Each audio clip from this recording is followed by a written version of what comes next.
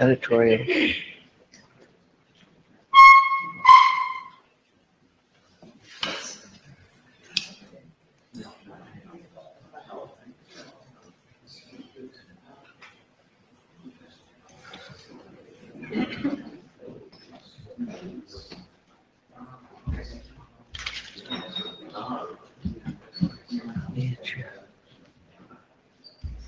Yep, we're good.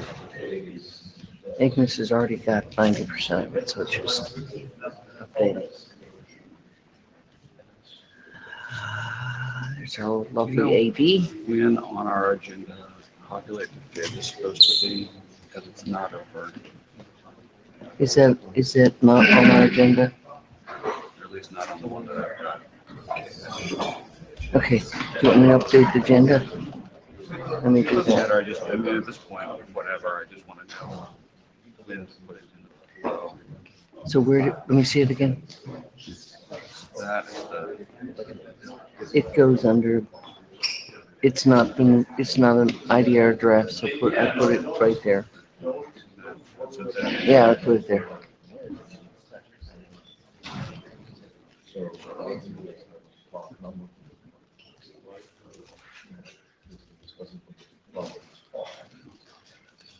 Yeah, here. Actually, Ignis put it in here, might as well. okay. When do we leave it as the, status? Okay, great. Perfect. Good morning.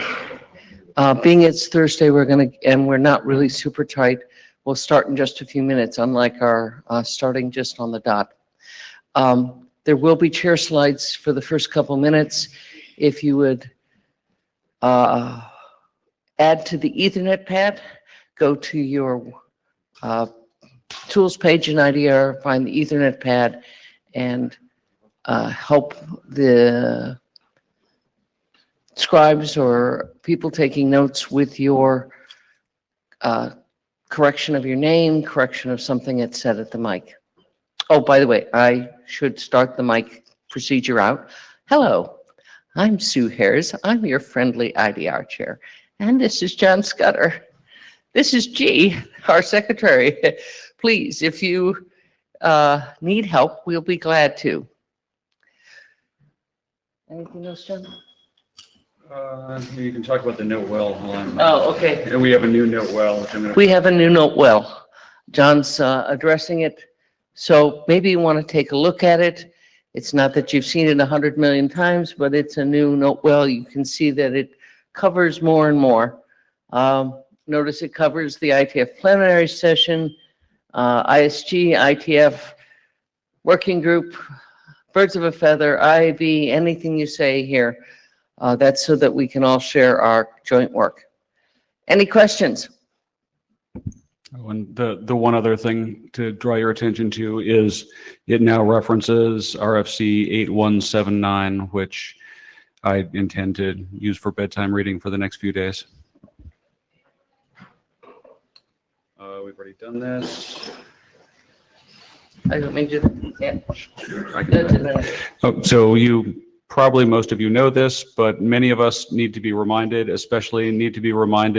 that if I say John Scudder Juniper Networks, it's not very nice for the note taker. But if I say John Scudder Juniper Networks, then they have some hope of maybe spelling my name a little bit like what my name is. So for some reason, people who speak slowly and clearly all other times say their names really fast, I've noticed. So try not to, please. Thank you. Go ahead with the status. So when I was compiling these, I realized apparently we've been a busy group. So we don't have, at least as of last night, any new RFCs issued, but we have an Auth 48 completed and an RFC number assigned, so pretty close. 2 sent to the IESG, so presumably, barring surprises, we should be moving those along soon. We have a finished working group last call, which is waiting for the shepherd to kick that along. We have, as you will hopefully have seen, 2 working group last calls currently in progress. Please take a look at those and provide feedback if you haven't yet. You know, of course, not during this group, but maybe during the next group where you're reading your email, you can take the time to respond to those working group last calls and we can close them out promptly. We had a working group last call for tunnel end caps and had active discussion that called for a document revision, and I think we'll be hearing a report about that document during the meeting, and hopefully we will be ready to do working group last call it soon. And again, I encourage you to, in any of these working group last calls, the chairs can't really say, yep, we have consensus to proceed if everybody just looks at their shoes and doesn't reply. My favorite thing on a working group last call is not +1, but it's not my least favorite thing either. It's much better than silence. So encourage you, when we working group last call that document, to take the time to engage and say, yes, please, or no, thank you, this was always a terrible idea, or, well, whatever. Provide feedback, which sends the authors back to the drawing board again, but anything but silence, please. Okay, so we have at least, unless I missed something, 5 new working group documents. Let's see, of which 3 segment routing ones. There was, in several of the working group adoption calls, there were various different suggestions about, can we merge these 2? Can we merge these 3? Can we adopt the encoding of this one into this other one, et cetera. There didn't seem to be consensus, strong working group consensus to do any of those things. We spoke to the various authors and said, what do you guys think? And with the sort of enthusiasm you might have guessed, nobody was very excited to go and respin their document for this. So as of now, we have adopted them as 3 separate documents, and they're also at 3 different sort of levels of maturity. So I think if we tried to harness them all together, we might end up, we would end up holding them back to whatever the slowest one is, which is not really desirable. Yeah, and then 2 more. We will be hearing an update about open policy during this meeting. This is not the only one that's waiting for implementation, but anyway, this is the one that I suspect there is implementation out there that just hasn't been reported, and I really wish people would report it, because it's the only thing we're waiting for to send that one off to the IESG and be done. One thing that we didn't put on the slides, and now that I'm sitting here talking about it, I sort of wish we had, and I guess we'll defer it for a later discussion when the chairs have had time to prepare something, conceivably even an interim or a side conversation later or something, is the question of early allocations. And after I finish talking through the status, I'm going to talk about allocations and stuff like that too. Oh, right, it's not early allocation, sorry. It's a related thing, which is implementation, which, as almost everyone in the room knows, in IDR, we have the relatively unusual requirement, tradition, call it what you will, of saying we want to have implementation of protocols before we send them to the IESG.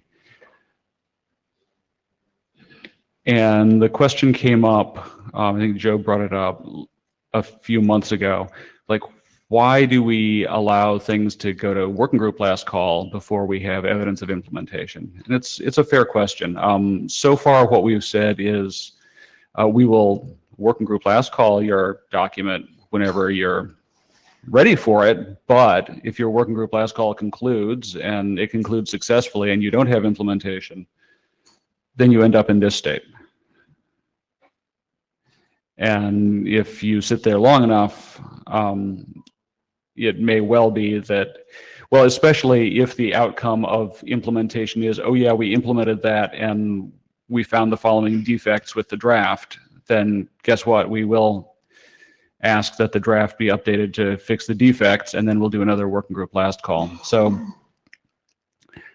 at the very least, a good discussion for the list, and I wouldn't mind using some mic time right now for it also, is should we change our procedures in this group to say we want at least 2 reported implementations before proceeding on to working group last call?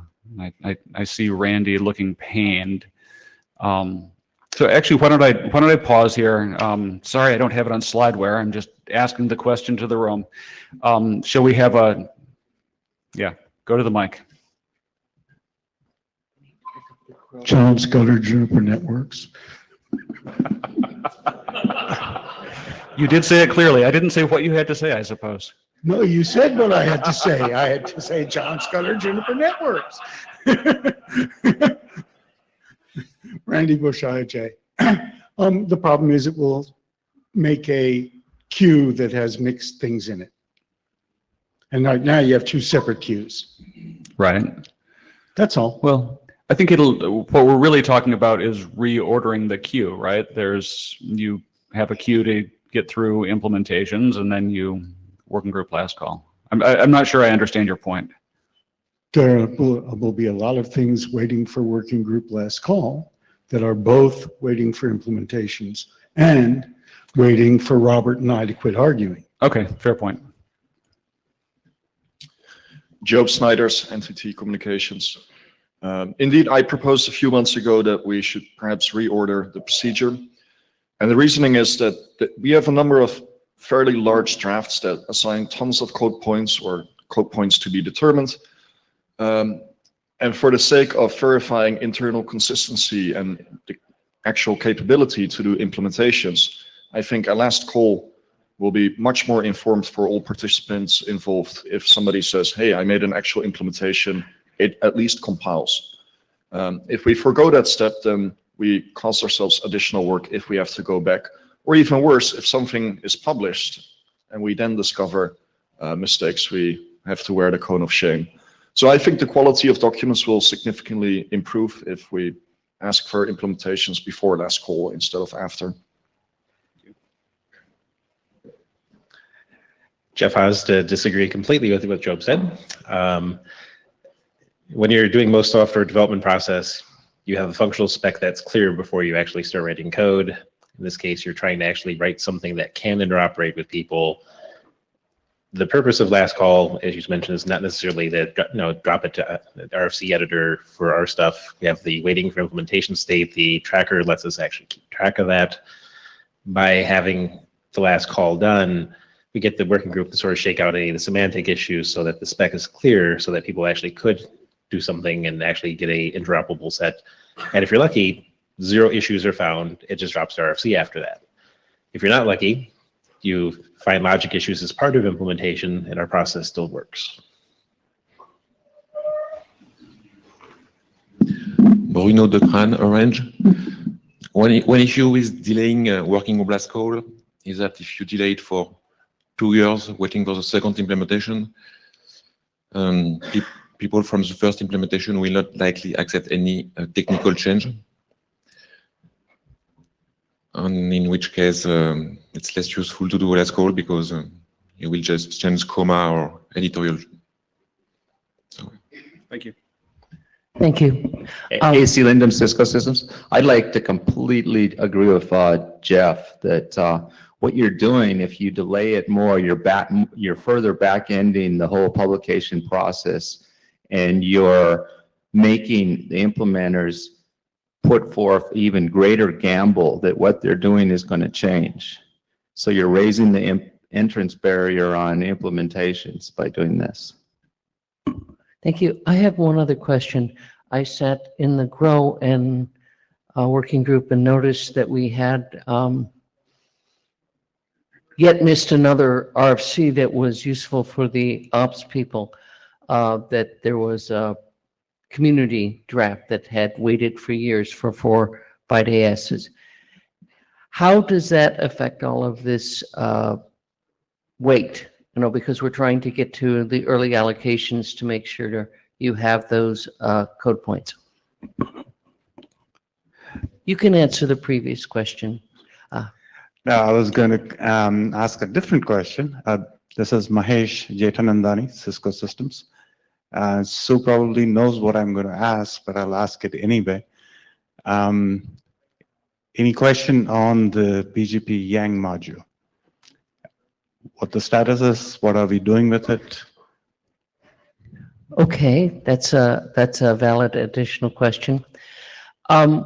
We have a challenge, and Mahesh probably already knows that I've talked to him about the challenge. The Yang Doctor's new requirements is that all things being published at this point go through the revised data store. However, we have the IDR mantra that we will only release to RFC things which are fielded. The fielded of the pre-model that's on the current IDR adoption and is an IDR draft is actually being deployed, but it's not going to be a revised data store. I have talked to our friendly AD, and we will actually probably publish the deployed one and publish a revised data store one at the same time. At this point, we may, for the good of other working groups, publish the revised data store one without implementations.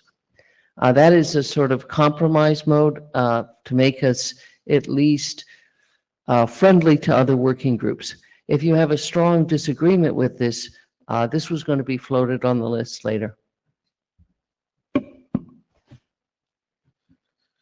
Keyur Patel, Arcus. I think I agree with that.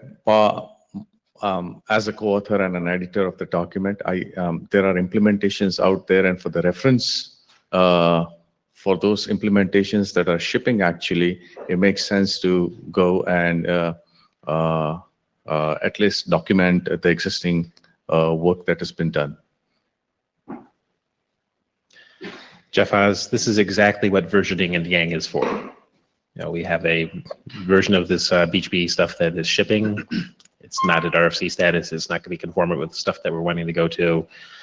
You know, that said, IETF wants us to move to this. It's perfectly fine to ship a 2.0 that fits the new thing. And based on how this code tends to work, it's not usually a giant challenge to reorganize your code. What your customers want you to actually support, whether the version 1.0, the 2.0, or potentially even both, is really up to the vendor. I have a question for you, Jeff. If that particular versioning doesn't work, but we use 2 different names, would you be opposed to that? 2 different what names? Name 1 for the BGP Yang model, name 2 for the current one, name 2 for the one that goes in the revised data source. And Mahesh will tell me how bad that idea is. It's not necessarily a bad idea, and Yang specifically allows you the support for the exact same module name, multiple versions. Mahesh Jetanandani, Cisco Systems. I think by implication, so if you're asking, can I have 2 different namespaces for the same model? Is it ideal? Probably not. But I think the bigger question to ask is also, do the 2 models have to be backward compatible?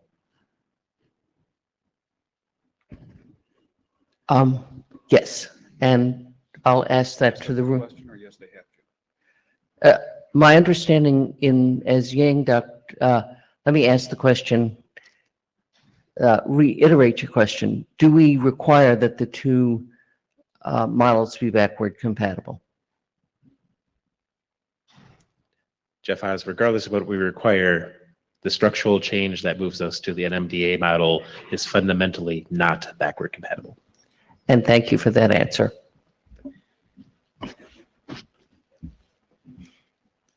That was an excellent tangent. Thank you. So, yeah, back onto the boring status update. So we have had a couple early allocations. So there's a whole nother segment to talk about, kind of what we can do better on this coming up. So I'll just say we've got a couple early allocation requests in progress, and we have one that we completed recently. So code points are flowing along. And I think finally we have had, I believe, 2 new IPR disclosures. There are the references. I'm not going to post the full text of the disclosures. That's what the website is for.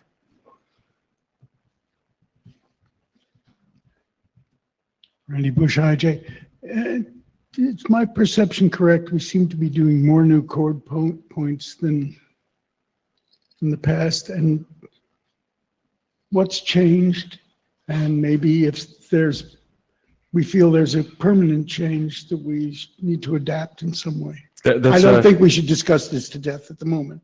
I'm just asking if my perception is correct. It's a great question, and I'm going to ask us to hold it until the very next talk, which I have some slides on the subject, and then we should talk about it. Thank you. I think we're almost wrapped on this. We have a wiki. This is the slide that we've projected before. My perception is we aren't getting a lot of use of it. Maybe it's a write-only document. I'm not sure. Actually, can I have let's have a hum, because people may be shy. Hum if you use the wiki, let's say, at least once a quarter. Oh, okay, show of hands, awesome. Okay, so some people actually do it. Hum or raise your hand if you use the wiki either never or seldom. Okay, so there's,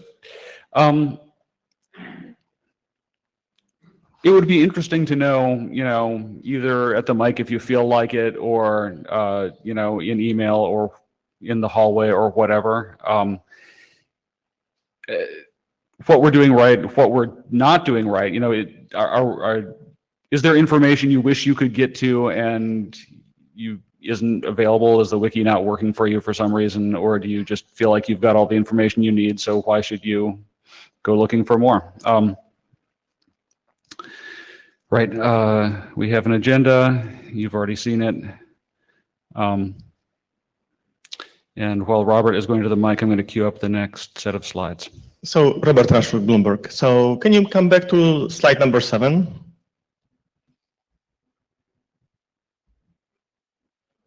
I can try. Okay. There we go. Yeah, so there's another draft waiting for implementation, the BGP optimal route reflection. Right. And as of now, 10 minutes ago, both are reported in the implementation report. So that one is ready for working with last call and get rid of it. Awesome. Can we have that in the notes, please? Actually, oh, that's right, you don't have a laptop with you, so you can't put it in the Etherpad yourself. But for those who do have laptops and can open the Etherpad, one useful thing you can do is make sure that, if you make a point like that, make sure that it appears in the minutes. Makes it much more likely that the chairs will remember to do it later. Alvaro. Alvaro Retana, Cisco. I was just wondering, before we took the tangent to the Yang model, we were discussing about working group last call, implementation first or backwards. Did we finish? Do we have any thoughts on that? Are you going to say something later? Nothing changed? Everything will change? I can summarize what I thought I heard, which was, I thought I heard more people saying, let's try to keep it, roughly the way it is. I think what, I don't want to try to, say what working group policy is on the fly as we're sitting here up at the front of the room. But what we will do is report back to the group sometime in the next few weeks on the mailing list, and then either people can look at that and say, yeah, okay, or we can continue the conversation. Fair enough? All right.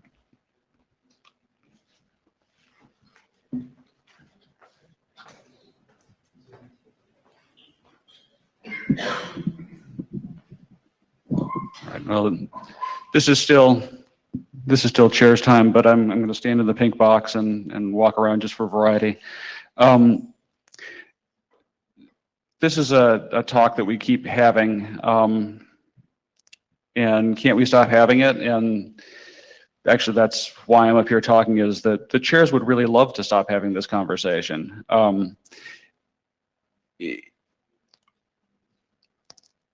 We've, you know, we have a working group policy, and I think sort of generally it is thought in the IETF to be good policy that if you've got a registry that has an allocation policy from which code points are supposed to come, you should get your code points from the registry, and you shouldn't just compile them into your code, or you shouldn't use some out-of-band method for, you know, self-allocating code points. That's what the registry is for. It's to allocate you code points. It's so that you don't have to self-allocate them. So as of right now, working group policy is don't put code points in your documents until they've been allocated. And, you know, we can say that and supposedly make it stick about working group documents. Individual contributions are individual contributions, but if you're targeting your individual contribution as a working group document, you would be well advised to, you know, heed this also for your individual contribution. But people keep doing this, and, you know, they're good, experienced people, and they presumably have a reason other than, you know, I'm not listening to you, and so I'm just going to do whatever I'm doing. And, you know, they're not doing it to, you know, make me feel bad or to give me extra work. So there must be some other reason. So I wanted to stand up and talk about kind of what might the reasons be, what can we do differently, and then there's, you know, I have thought of basically 3 ways forward, which I'll get to at the punchline. So, you know, I started a conversation on the list about a week ago or something, and you know, to parody some of the answers, you know, one of them is, well, don't you think, John, that publishing them in my working group draft is better than just quietly going away and allocating them to myself and not telling you what I've allocated? And true, it is better. But actually, I don't want to have either a broken leg or bubonic plague. I mean, if you give me a choice of the two, I'd probably choose the broken leg, but I'm hoping we have a better option. And the second one, you know, answer that kind of stuck in my mind is, we've got this slow heavyweight process, and code development, you know, moves at, you know, time scale this much, and, you know, IETF process moves at time scale this much, and they don't match. And it's unreasonable for you to ask me to slow down my code development and deployment because, you know, you want me to jump through a bunch of bureaucratic hoops to get a code point. Okay, so let's talk about that. I try not to put walls of text on slides, but as I was preparing these, I was looking through RFC 8126, which is the newly minted advice for writing a IANA consideration section.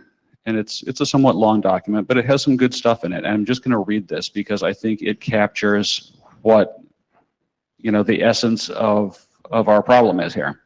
So while it is sometimes necessary to restrict what gets registered, for example, for limited resources, such as bits in a byte, etc., in many cases, having what's in use represented in the registry is more important. So that's kind of what I summarized on the previous slide. Overly strict review criteria and excessive cost, for whatever cost means, discourage people from even attempting to make a registration. Bingo. If a registry fails to reflect the protocol elements actually in use, it can adversely affect deployment of protocols on the internet, and the registry itself is devalued. Yeah, I think that's what we are seeing in a nutshell. So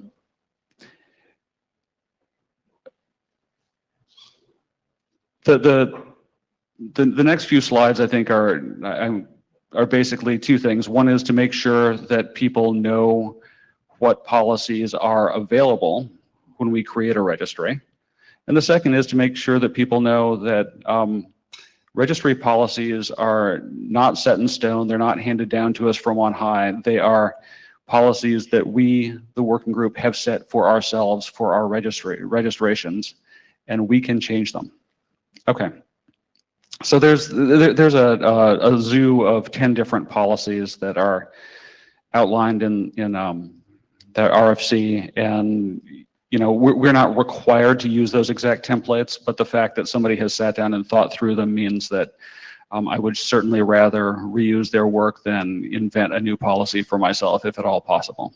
So there's two, notably permissive policies that I'm aware of. First come, first served. First come, first served, literally, how many people here have registered something in a FCFS registry? Okay, so, a decent number of people. You go to a form, you put in, I think it's your name, your email address, a symbolic name for the code point you want. You click go. The nice people at IANA, within a business day or two, send you a number or, whatever kind of value you're registering for. It's really that easy. It is, maybe slightly slower than, putting a number, picking it for yourself and registering it in a wiki, or, sticking it into your draft and then uploading the draft, but they're on the same time scale. It's basically, instant turnaround, with virtually no overhead. During the email thread that we had last week, one of the objections to, so I put out as a straw man, hey, why don't we just change a whole bunch of stuff to FCFS?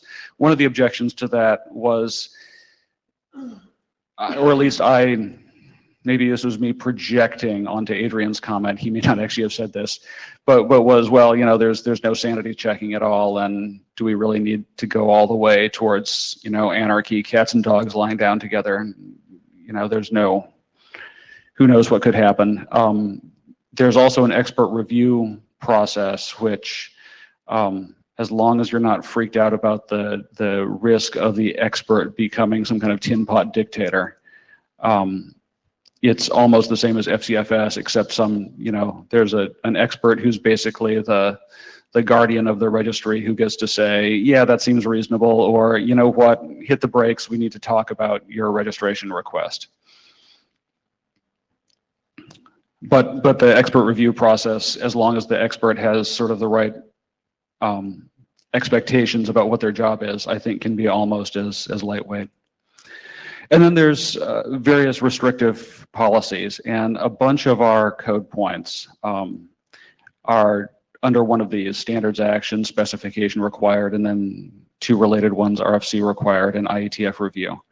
All of these basically say something like you have to have an RFC number to get your code point, and this is what people have said. This doesn't actually make sense, especially in a group that requires implementation before getting an RFC number. There's an obvious circular dependency there. So to break the circular dependency, we have early allocation. I talked about recent early allocations we have had in our group, and the criteria for early allocation are: you have to have a spec that people can read and be expected to understand. The spec has to be stable, whatever that means. And there has to be interest from the community in actually deploying this thing. So the process that we've followed is roughly, if you can't get your document adopted by the working group, you really haven't demonstrated to us that there's, that the bottom bullet there has been satisfied. If you've got community interest in deployment, you ought to be able to get your thing adopted as a working group draft. So that's kind of the bar that we apply. Once you've done that, or in parallel with your working group adoption request. We've done that multiple times in the last year. You can request an early allocation. We pull the list about it. Once we've, let that poll expire, and assuming there's no objections, and assuming we don't think you're crazy, which I don't think we've ever actually had that happen, but we reserve the right to think you're crazy, then we ask for the code point, and, the AD generally says, yeah, okay. And then we send it off to IANA, and then we're done. So this, as long as everybody's on their game, this can take, 3 weeks-ish. So I think this is my last real slide. What can we do about getting people their code points when they need them? I can see about 3 different options. We can, follow the beatings will continue until morale improves strategy, where we say, well, people keep putting code points in their drafts. We must not be yelling at them enough. We should yell louder. That doesn't sound fun for anyone. Not fun for me anyway, I don't know. Or we can just embrace anarchy and say, do whatever you need to do, and we'll clean up the bodies later if we have to. And we're going to totally stop yelling at anyone. We're going to stop even trying to control what you put in your drafts. Just do anything. That doesn't really make sense to me, speaking as a working group member. And if the working group all gets up and tells me, John, this is really what we want our chairs to do, is just stop trying to even manage these registries at all, I might consider it. If that's what the working group consensus actually is, I think we would have a problem, but it's a potential. This is kind of like when you go to your doctor and they say, you've got this terrible illness, and you say, well, what are my options? And they say, well, you always have the option of not being treated. That's your right. So, okay, the working group has the option of not being treated. Or, and this is the one that I brought up on the mailing list last week, we can say, well, if we have a process that's supposed to do something for us and people aren't finding that process is working for them, maybe we should change the process. And in this case, there's a fairly simple path to doing that, which is we can say, oh, look, there's a registration policy here that's not working well for us. There's another registration policy that's available that might work well for us. Should we move along to reclassify some or all of our registration policies? And it's absolutely administrative work to do that. You're just going through registries and saying, well, this makes sense, this doesn't make sense, and then you write a short RFC that says it's nothing but an IANA consideration section. And it says IANA is requested to change this policy on this registry to that. And then you get it working group last called, and then you progress it to RFC, and then boom, you're done. So I don't intend that we're going to come to any final conclusion here in this room, but it seemed like it was a current topic. We're here in the room. We've got mics. Go. I'm going to sit back down now. So, Keyur Patel, Arcus. Typically, these days, when somebody implements a extension, it's generally being asked, as opposed to 10 years back. So it's a bit more formal. And with that in mind, 3 weeks is a little long time. If there's a process that can get us a code point in 2 days, then that's wonderful. Bill Finner, Arista Networks. I just wanted, when we went through this exercise 8-10 years ago, there was a lot of concern about taking these code point registries that had a couple of hundred spots available and making them first come, first serve. Like, what would we do if someone came along and registered 200 code points using, just made up stuff? I don't have an answer to that, and I don't want to say don't do it. I want to make sure that question is considered. Yep, that's I'm going to respond to that. There's I thought about creating a slide on that, but it turns out that RFC 8126 talks about some of that stuff in detail. So probably the best next step is go and read it. But my own answer to that one is, first of all, if we're concerned about that, we can choose expert review instead of FCFS, which gives you just as, this thin gatekeeper layer where the gatekeeper can say, hey, Skipper, it looks like you're trying to register 200 code points. Would you like some help with that?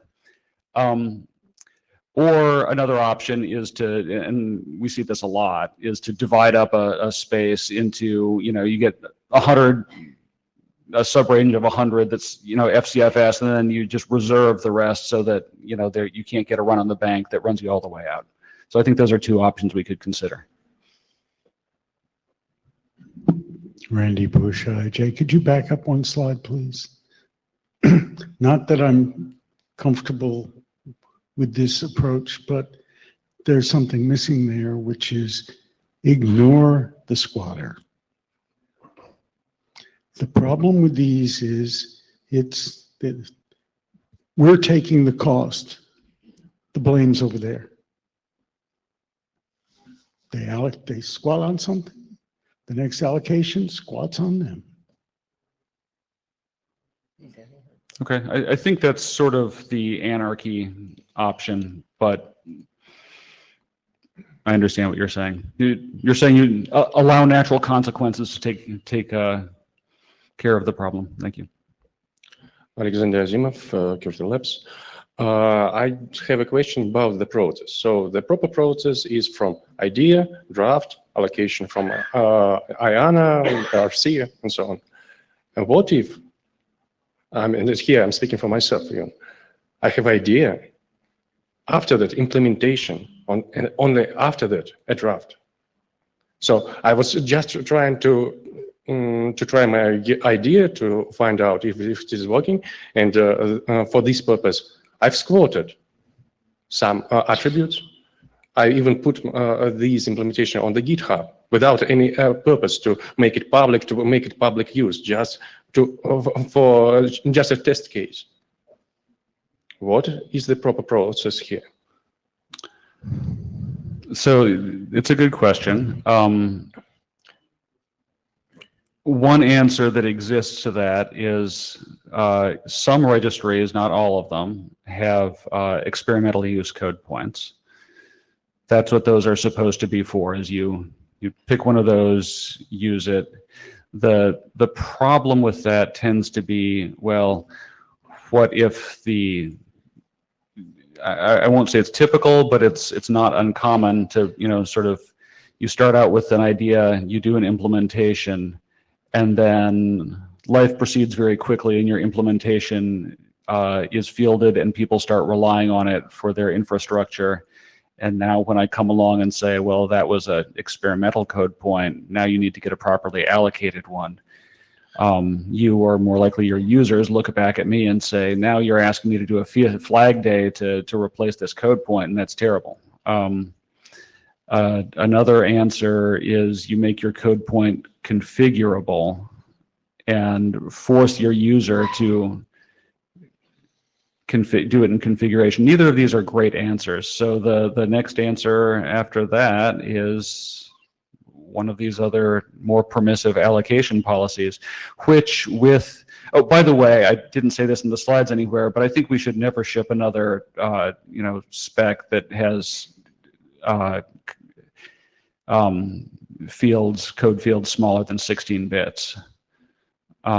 So as long as we do that, I feel like we can really make a lot of use of permissive policies. And then the answer for you would be just go get a code point.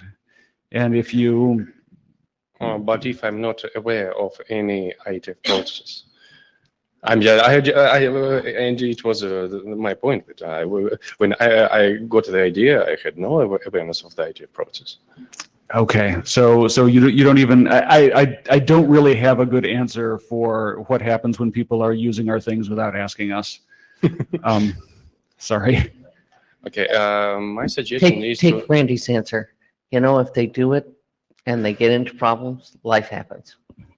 Okay, but my suggestion is to have a pool for experimental purposes in each registry.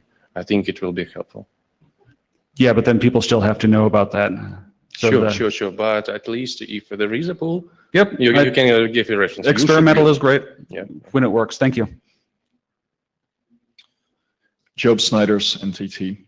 I'd like to respond to what Randy Bush said, where you just railroad over the squatter.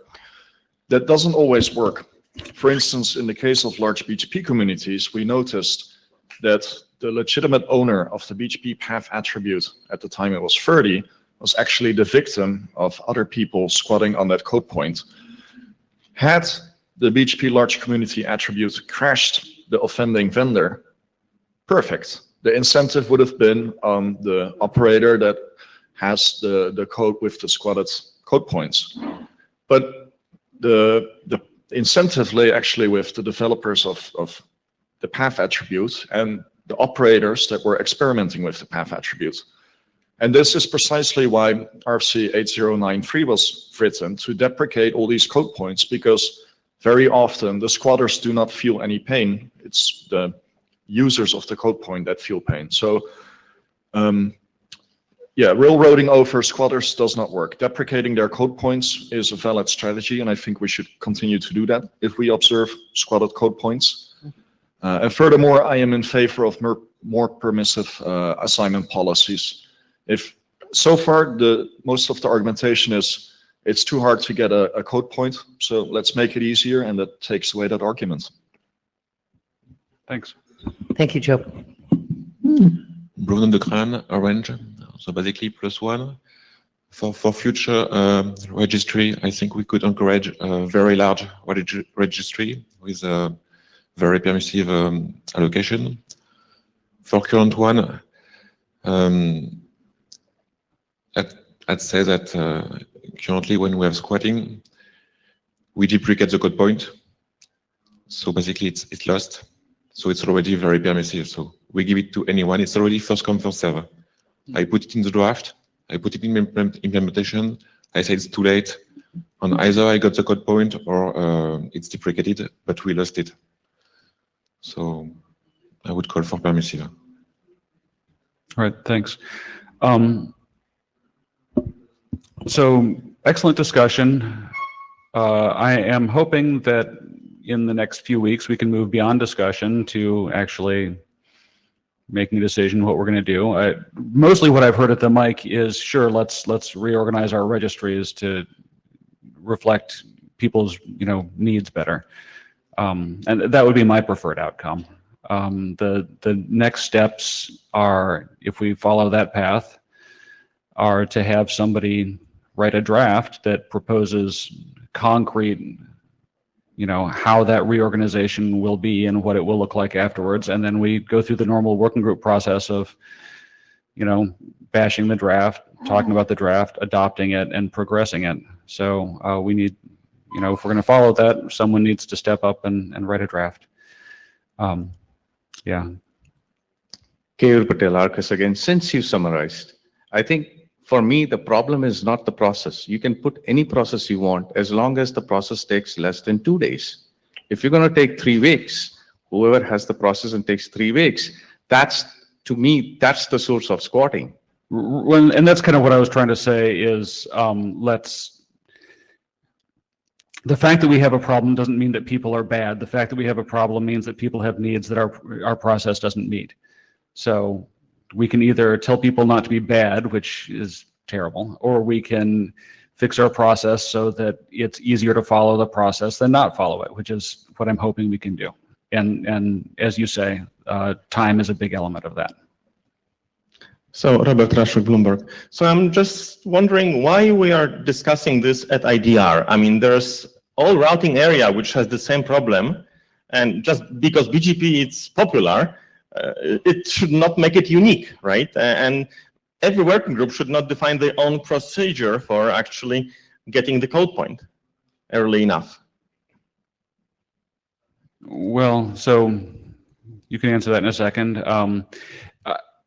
My answer to that is, why are we talking about this in IDR? And the answer is because I'm IDR co-chair, not the routing AD. And also the way that the IETF is structured is most of the work gets done in working groups, and different working groups do have, different traditions at least. We're not inventing new process here. That was kind of the point of my earlier slides, is we have a bunch of process that's already defined. It's up to us to pick one that works well for our community. Jeff Oz, and it is a problem in other working groups. I'm actually helping other internal people work through some old sins of the past in other technologies. So this is not a problem, just IDR, but to your specific point, why are we having this conversation here? BGP tends to have greater sins because, we're global. The problem that Joe was, bringing up of, sure, you can grab a point, and if you squat on it, the person that suffers is the one that actually tries to get the point legitimately. It's going to cause BGP peering sessions to go down in worst cases, crashes in other cases. The penalty is just much higher, or as I put it in a prior presentation, BGP has a much higher blast radius.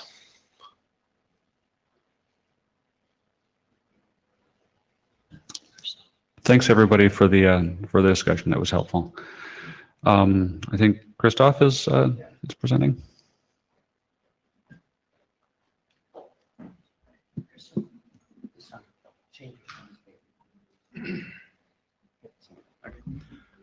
Hello, everyone. My name is Christoph Leuber. I will do a presentation on the flow spec draft. Can you hear Christoph in the back? Good, thank you. I will do a presentation of on the flow spec draft that we are working on. This is actually meant as a replacement for RFC 5575, the current flow spec standard. I don't think I need to waste too much time on what flow spec actually is. It's this thing where we can exchange flow filters together with flow actions via BGP. Why do we need this update for the current specification? Actually, I can give you an example from a service provider point of view.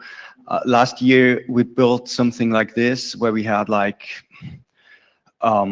4 different vendors in the network. We had a box from Juniper, Cisco, Huawei, and also Alcatel with a Nokia sticker on it. In the lab, so we built a full mesh with BGP. We had everything set up, and then we threw a few flow spec filters into the network. And what happened is that the network just literally burned down. Most of the BGP sessions started to flap, syslog got crazy, and so on. So there's obviously something wrong with it.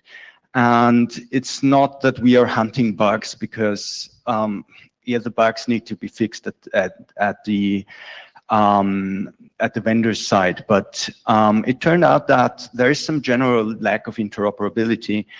And when we dug a little bit more into the problems, we saw, well, there are some unclear specification sections in the specification, and it tends to be quite hard for the manufacturers to actually implement that consistently. And Susan also pointed out that there is this unspecified behavior on interfering flow actions. We encode those actions into extended communities, so it's possible to have an action that says, okay, please rate limit that particular flow to 10 megabit, and have on the same NLRI attached a extended community that says, okay, rate limit to 1 gigabit. And this is not specified in the original document. It also turned out that already there is a clarification needed for RFC 5575 to get the redirect action right, which is one of the fundamental actions built into the protocol. And I was also sitting on some mailing lists over the last 1.5 years and answering questions on flow spec implementation, and was always reading through the document and trying to get answers, and it was not always possible to get answers from RFC 5575 on that. So What did we actually change with our draft in the RFC so what are the changes to RFC 5575?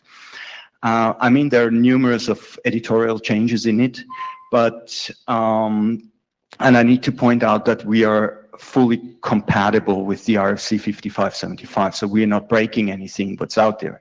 It's just, we are like more precise on how it's needed to be done. And more precise means we are much more precise on the encoding of the NLRI, because this is where we saw many things breaking. It's a little bit of complex NLRI, obviously, but we saw many BGP notifications happening because just of the encoding. There's one fundamental numeric operator built into the NLRI that allows us to compare ports with a value that's built in there, and there are bit comparisons and so on. And we were just more precise. We tried to document all the different cases that are in there. We also defined the action communities that allows us to do the rate limiting, to do redirect into to route charges or whatever. We redefined them to be a transitive extended community, because the draft of the standard is a little bit unclear in that as well. There's at least one of the actions, which is the rate limit action, was defined to be non-transitive, but at the same time it was assigned from a transitive extended community pool by IANA. So this just doesn't fit. And actually all the implementations that we were looking in, they were just acting on that as to be a transitive community. I mean, there's one exception, there's GoBGP. They really had some extra code in it to make this extended community non-transitive, which is ridiculous.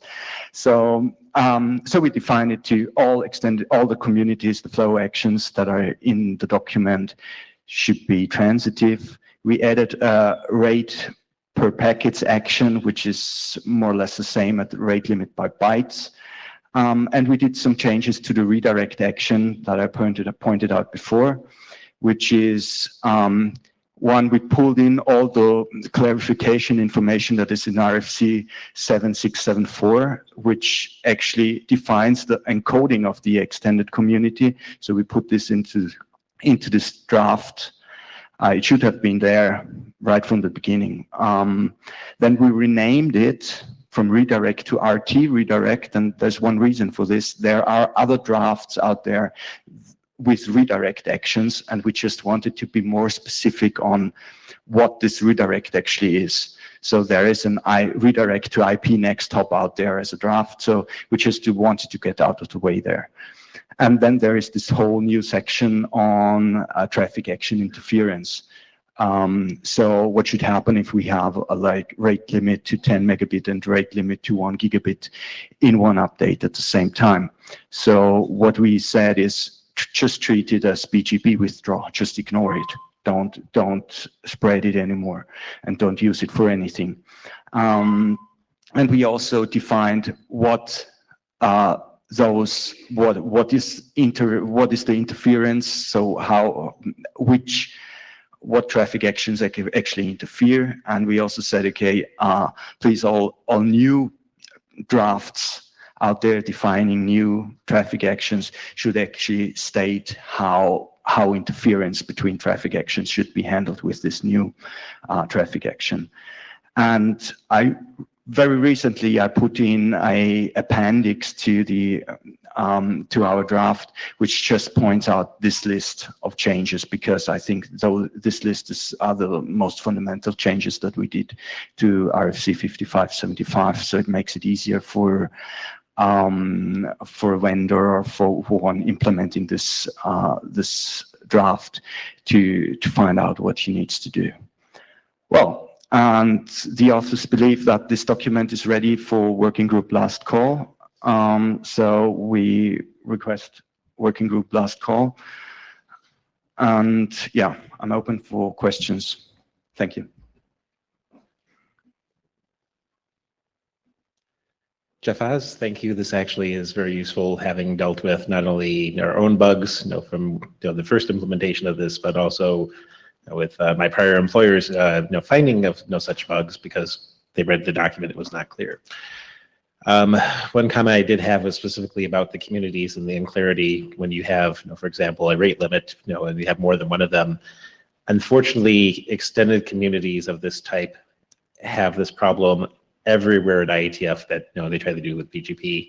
The best working group is completely littered with magic communities that do something that they don't define what to do when you get more than one of these types.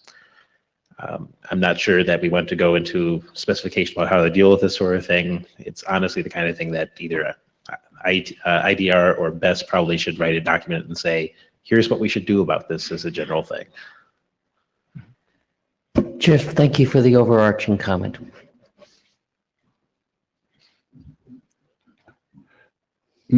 My own immediate reaction to that is that since it would depend on the semantics of what the magic community is getting used for, I'm not sure you can create a one-size-fits-all answer to the question. So maybe it is appropriate to cover it in this document. Jeff Haas again. So one of the possibilities for this is to simply, instead of saying, the semantic has to be defined per thing, that the overarching comment, so sort of putting it, is that for these classes of things, there needs to be exactly one, which means that you need to, when you define something that has, basically a type, there's exactly one of these things, and there's a value associated with it, that the code should be smart enough to realize it's in that class and to strip one of them appropriately. Which one it is going to vary. Right, but the work, my understanding from your earlier comment is the work in this draft is good and it can go forward, but we really need to, the chairs of IDR and BEST need to go and drain the swamp of the rest of it. Thank you. Okay, Gary, I thank you. believe you're up. Thanks. And do we have the clicker? The clicker, there it goes. Thank you. Morning, folks. My name is Keyur Patel, and I'm going to talk about the draft update, Tunnel Safi. This is the draft I've co-authored with Eric Rosen from Juniper and Gunter from Nokia. So this is a IDR working group draft, went through the last call, had lots and lots of discussion on the mailing list. And the goal for me here today is to provide update and provide all the clarifications that we gave on the received comments and suggestions, with the hope that we'll be able to close the last call again fairly quickly and move progress the draft towards the standards. So a question was asked on an implementation status. Well, we have implementations specifically to support application for this draft, which is segment routing based DE policies.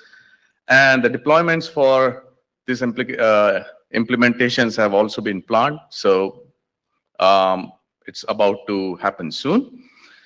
The work on implementation reports is in progress. All vendors are encouraged to fill in the implementation report. There was another question that was asked, which was in context of RFC 5566. So as you know, this draft obsoletes 5512, which is a normative dependency on RFC 5566. For those of you who don't know what RFC 5566 outlines, it's primarily the use for the IPsec tunnels. Clearly, since this draft obsoletes 5512, there is a need to update RFC 5566. Authors believe this is a separate effort and it should be done outside the scope of the current draft. And we have already started a separate effort also to update 5566. Some other suggestions that we had received, there was a need in a couple of sub-TLVs to increase the length to 2 octets. It was a good suggestion. We have already incorporated that in the later draft revisions. There was a question that the current draft supports V4 sub-TLV for V4DS field, and so the question was for V6, and we have not incorporated it as of now. We are waiting for a use case, and we don't have a good use case yet. That being said, the draft does provide extensions in case for the future TLVs that need to be defined. So we believe if there is a compelling use case, we can always write a companion draft for this and progress that separately. Changes to the text with regards to bare bones tunnel TLV. Bare bones tunnel TLV is usually a TLV that only carries tunnel type and the endpoint. It doesn't carry any encapsulation information associated with the tunnels. So the Rev 5 said, don't use this TLV. Essentially, let's go and use extended community instead to be backwards compatible. And the Rev 6 of the draft sort of loosens this rule and lets you use both the bare bones TLV as well as the NCAP extended community. This is to provide an additional flexibility for the backwards compatibility as well. There was also a suggestion on the mailing list where folks said, hey, why not just carry only one tunnel TLV instead of allowing an option to carry multiple? And the authors feel that an ability to announce multiple tunnels is an important feature, and it's a flexible thing to do. So we like to leave it in the draft. Having said that, implementations could always choose to restrict their implementation to only source single tunnel TLV if they want. So that would be an implementation dependent thing that we don't want to enforce in the draft. Lastly, there was a question about a need for destination MAC field in NVGRE sub-TLV. And this is essentially used to specify destination MAC header inside for the inner Ethernet header. And the suggestion on the mailing list was to use the draft format or the proposal that is listed here in the draft YONG. The problem with that suggestion is that the draft has been expired for 4+ years. It's not a working group draft. And the current TLVs that we have defined are in accordance with RFC 7637, which itself is the RFC outlining NVGRE. So the authors thought it's best to leave the current encapsulation TLV as is and not fiddle around with it. So with that, I think the authors have addressed almost all the comments that we've received so far. The hope is to close on to the implementation reports fairly quickly and then probably reissue the last call and get it towards the standardization. Questions?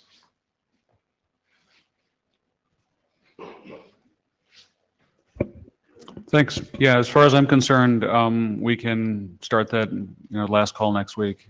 Super. If you guys think you're ready. Yeah.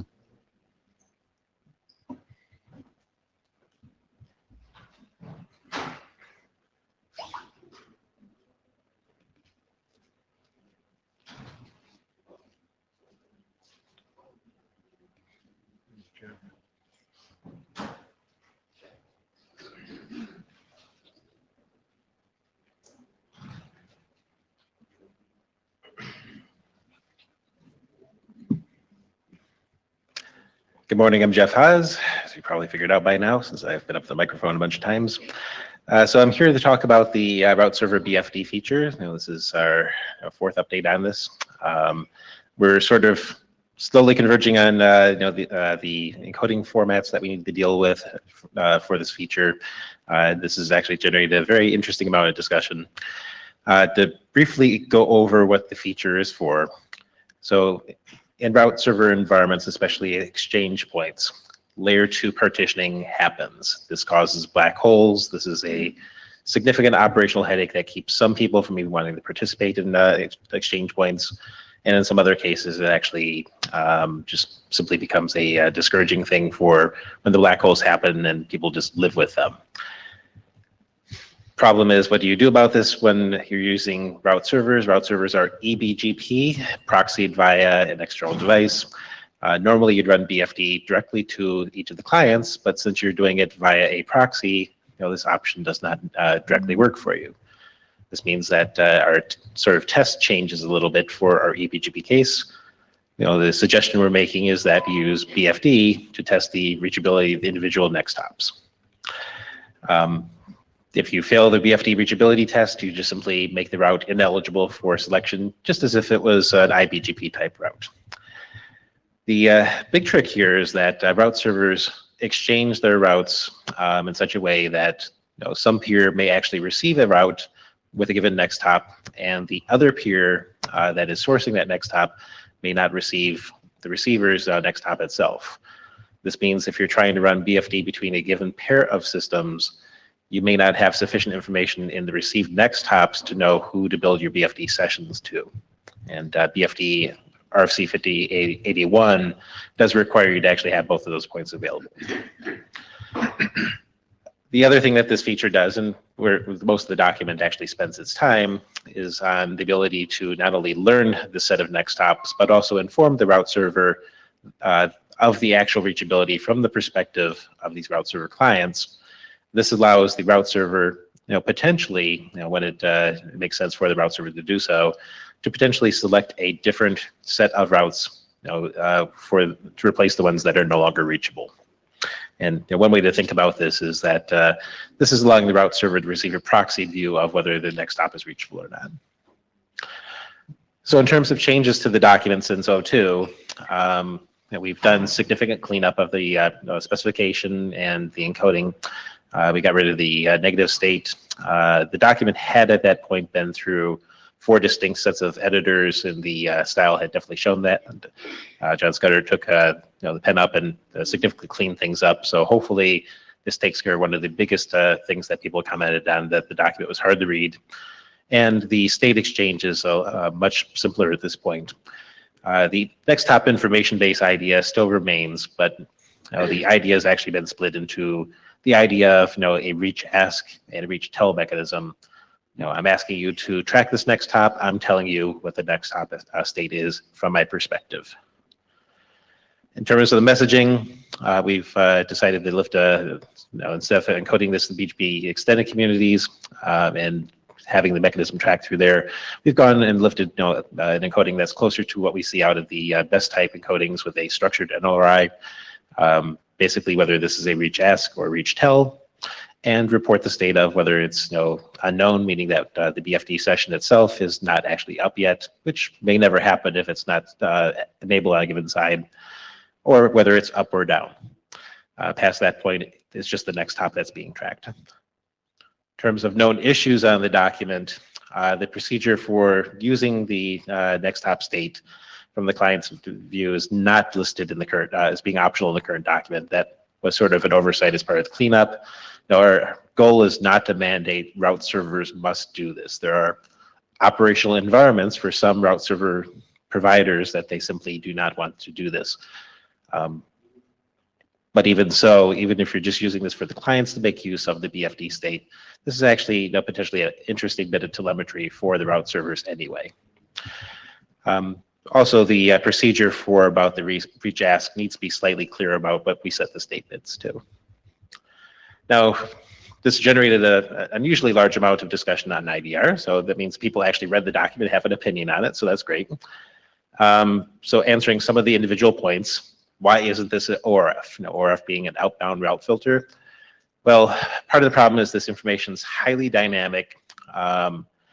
ORFs tend to have this implication that there's an explicit refresh in there. Whether or not you actually do an actual route refresh is actually up to the implementation by the current ORF specification.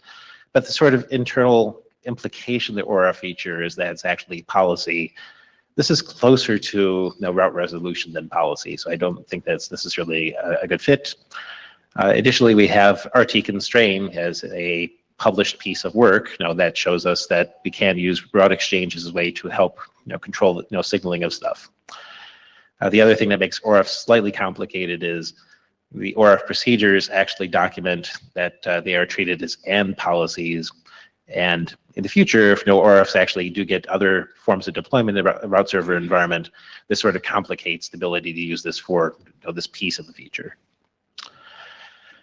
Another observation is that if you are actually informing the route server that a next hop is not usable, what do you do about that?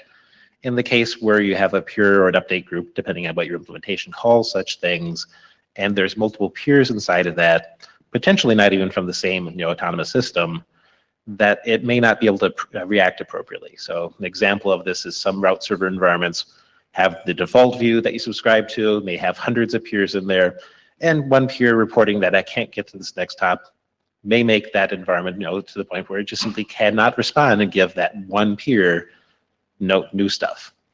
That's totally reasonable. However, that's not also the only way route servers are deployed. Several people deploying bird route exchanges, including the co-authors on our document, actually deploy a route server view per autonomous system. Another consideration is why do you want to do this? You want to be able to get alternate paths from the route server's perspective rather than just simply avoiding the black holing. Avoiding the black holing on its own is a massive win. Getting the alternate paths is a bigger win to allow the actual exchange point to have good value. Could we get this a different way than letting the route server just simply choose based on this proxied next hop reachability? Now, why don't we use add paths? Well, the answer is you certainly could use add paths. Matter of fact, you could use add paths in conjunction with this as well. But some of the considerations that we had when we were discussing this is that, number one, some IXPs simply don't want to use add paths. And apparently in many cases, client routers don't want to use it for various reasons. This could be limited amount of memory, and it could also be something along the lines of just simply the policy of the receiving peers. There's a couple of other considerations that make add paths a little tricky. The first one being that even with add paths, you typically choose some number of additional paths to send along. Based on exchange point topologies and path diversity, there is a possibility that even if you say, for example, give me 2 paths so you have a backup, that second path may also not necessarily be reachable based on how types of partitions happen. An example at the Frankfurt Exchange, which I have stats on this down below, they have 1,000 ports. It's possible that a partition may actually isolate a whole set of next hops, and therefore the next best path may still not necessarily be useful. Looks like Carrier may have a point. Oh, okay. Carrier's skipping out of here. So the sort of last lingering bit is that add paths really was intended for IBGP. It hasn't really been clarified for how it would work in a route server environment, which is eBGP, but not really. There is a prior draft that Pradosh Mahatra had done years ago with some of the implications of eBGP for route servers. And just for consideration, this is the DE-KIX Frankfurt topology. And as you can see, there's a chance for potentially a large number of peers to be isolated by a layer 2 partition, that may actually cause those problems. I have one more slide and I'm happy to take questions. So the last one is Anchor Chen and a few other people, Robert I think was actually on there, put out a sort of last minute draft of, how could we do this a different way? And I think there's actually some good ideas in there. The first one is that, in terms of the BFD stuff, part of the reason why we needed the ability to learn the next hops from the route server is because 5881 requires both sides to be provisioned. This document proposes, hey, let's change 5881 so that we have effectively wildcard BFD. This is actually a good idea. That said, there's 2 headaches there. First one is that it will actually require respecking of BFD. Take that to the BFD working group. The chairs standing up in front of you would be supportive of the work. But the sort of secondary headache there is that BFD gets put into a lot of interesting things, and not only is it in software, but it's often in silicon, and in many cases it's in potentially silicon that can't be revved. So to pick a specific example, Broadcom does not have the ability to update their 5881 implementation because of the way they have it in their ASICs, and those are in a lot of lower end routers and switches. Larger vendors just simply spin up a new set of code for their ASICs and they're done. And sort of finally, the BFD portion of the RSBFD document is really the smallest bit of the procedure here. Mostly what the document is trying to do is say that on top of this BFD procedure, we do want to let the route server to do something additional. And we have, in the case of the draft Chen, we can do this via add paths. We have the considerations I mentioned before versus the RSBFD ones. Questions? So, Keyur Patel, Arcus, back when we did ORR, we had a next hop SAFI where we used that to simplify ORR computations. My question is, can we not use can we not leverage that SAFI here for the work that you are doing with an idea that we could then use a generic next hop SAFI for anything that is needed, for anything that requires next hop level computations? Excellent question. Draft 00 before working adoption actually used the next hop SAFI. What we decided after we were going through the exercise is that it wasn't quite a good fit. And we didn't want to face distorting that draft in a way that didn't really make sense for the actual main purpose of that draft. So yeah, we went there, we decided wrong answer. AC Lind of Cisco Systems. I realize you haven't had any time to think about this, but given that this is a lot of new mechanisms that would be implemented both on the route server and the clients, there could be other alternatives too. And one thing that I thought of, and nobody thought this was too crazy, is why couldn't you run OSPF between all the clients with BFD and then repurpose the things that we have in our existing optimized route reflector technology with eBGP, sort of. I mean, it's not exactly that, but it's all the same type of work. Don't go away. So so I'm going to throw two things back at you. The first one that, or from the perspective of the route server, probably is a little bit more work than the route servers are typically expected to do. The main consideration there is route server policy tends to actually be structured around actual policy rather than IGP reachability. The exchange point is considered flat, so sure, you could technically use some of the plumbing, but it's not really a good fit. But the second one is, if I were to come up to you as the OSPF chair and recommend that you have a whole bunch of different organizations all run a cooperative protocol for changing topology with a same shared secret, I suspect you'd give me a funny look. No, I tell you to use a separate instance of OSPF. And what that would sort of devolve to is one instance per peer, peer set, I think. And you saw that there's no 1,000 peers. The scaling of that's sort of scary. Okay. Yeah, Joel Yeagley. Yeah, one of those OSPF neighbors decides to get out of sync, and then all of them get to rebuild their adjacencies again. That happens all the time. Oh, it absolutely is true. Not with your implementation. Good. Well, maybe you should talk to Cisco then. So, like, I think one of the things and I don't want to particularly kick DE6 here, but topological partition is not necessary to lose bridge table entries in their implementation. And so black holes exist in their infrastructure all the time. And so even when things are not broken, i.e. when they're working normally. And so the way you solve that on their infrastructure is to not use the route reflectors, actually, because they're kind of a liability.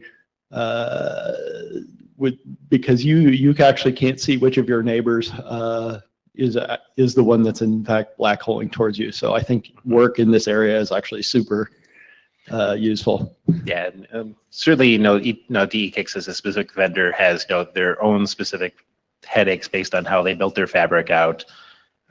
You and I have been in places where it's different technology, anywhere down to frame relay, and this problem still exists. Job Snyders, NCT.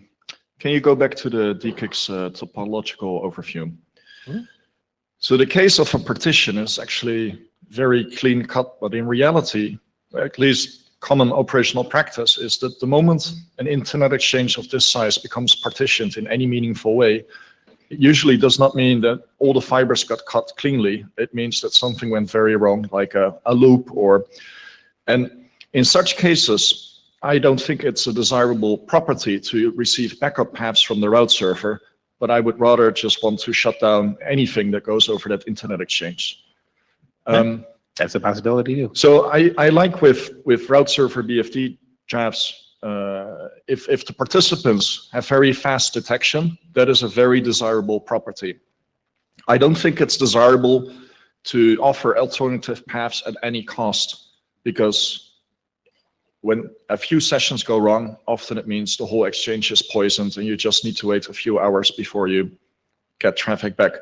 Of course, this is only applicable to the internet exchange use case, and I understand from you that there are other use cases that are not internet exchanges, but where route servers could be useful. So perhaps it would be interesting to see if in the draft something to that effect can be documented to not offer alternative paths when it's an internet route server, but in other cases take different approaches. And certainly, as I mentioned, the protocol can actually be used as just simply telemetry for the route server to see that something's gone awry. And that in itself is a useful thing.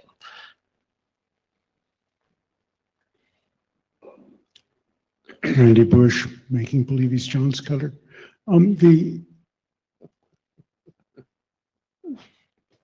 This all came from actually somebody at DKIC saying to me, "Why do I hate route servers?"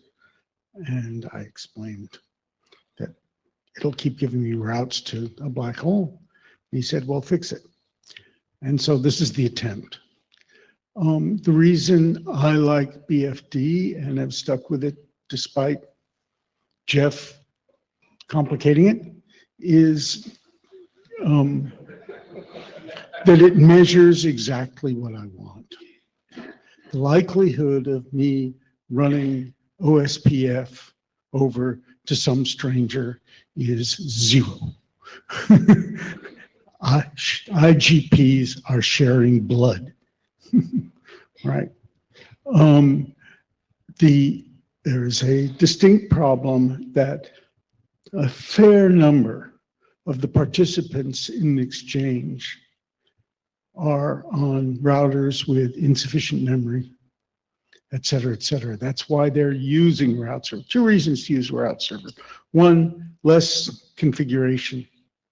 I don't have to add peers manually. But 2 is I can't hold all the routes. Okay, so I'm certainly not going to handle add path. But to confess, we are going to have a problem with rollout in this, that the smaller routers will take a fair while before they have BFD. Lastly, the route servers, if you read the RC, are really designed for this. It's just an easy add because they are keeping the fully implementation, and this is implemented. This is what everybody has in Bird at their exchanges today, are keeping the separate rib for each customer. So it's real easy when that customer says, "I can't get to next hop 32 to deliver the next best path." Sorry to ramble on. Christoph Leiber, Next Layer Communications. Thank you for this draft. We got hit with this problem, or we observed this problem quite a few times already on different internet exchanges.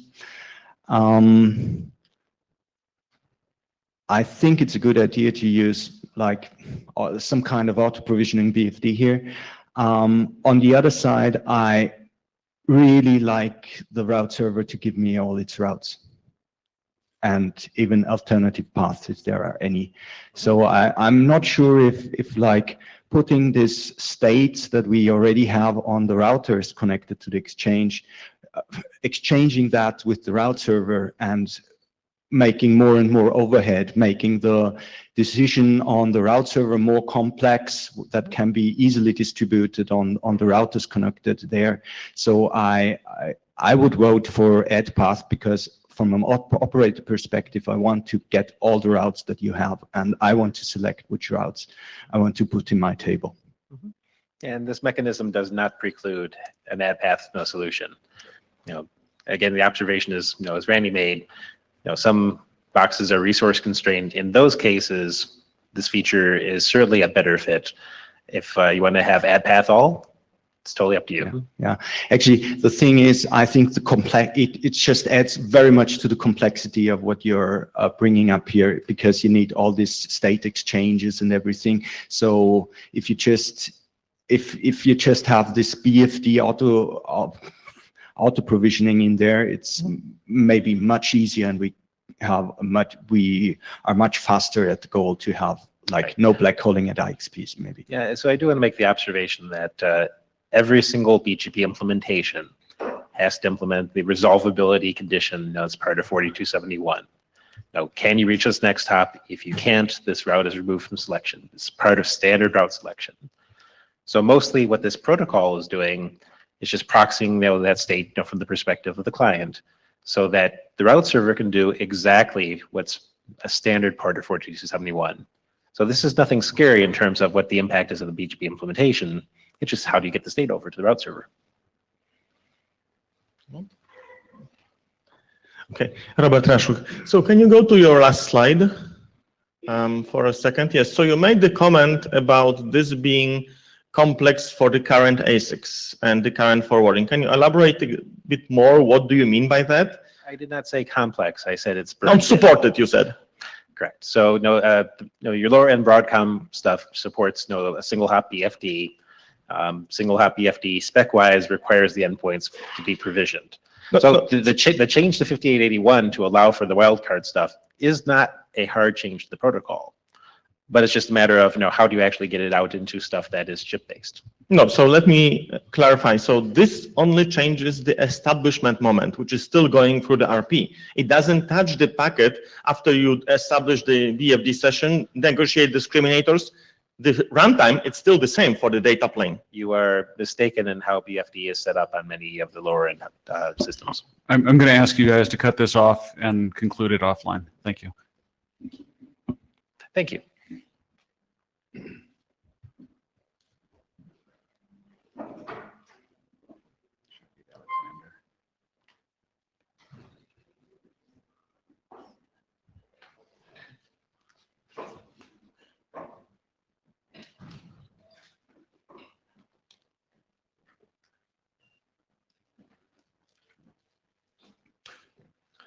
Good morning, my name is Alexander Azimov, and today I'd like to provide an update to our draft. It's about route leak prevention using roles, and also to give answers to the questions that were raised in the mailing list and also privately.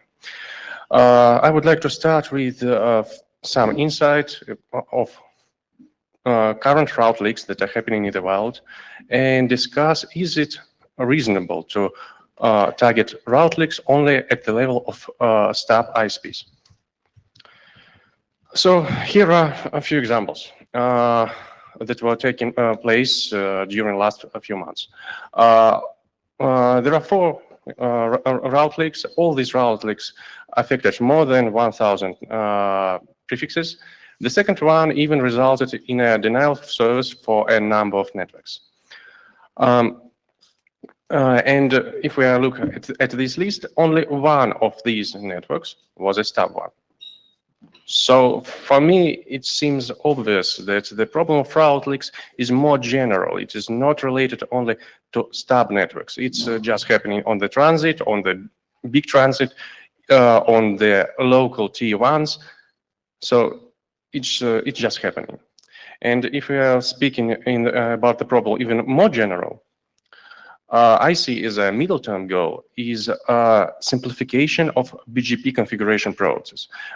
We need to help not only newcomers, but to help engineers to configure BGP in a simple way without bringing any risks to other parties. But okay, let's move back to our small goal of route leak prevention.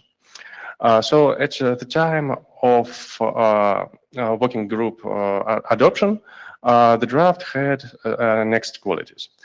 It had a new mandatory configuration option, which is called roles, and it just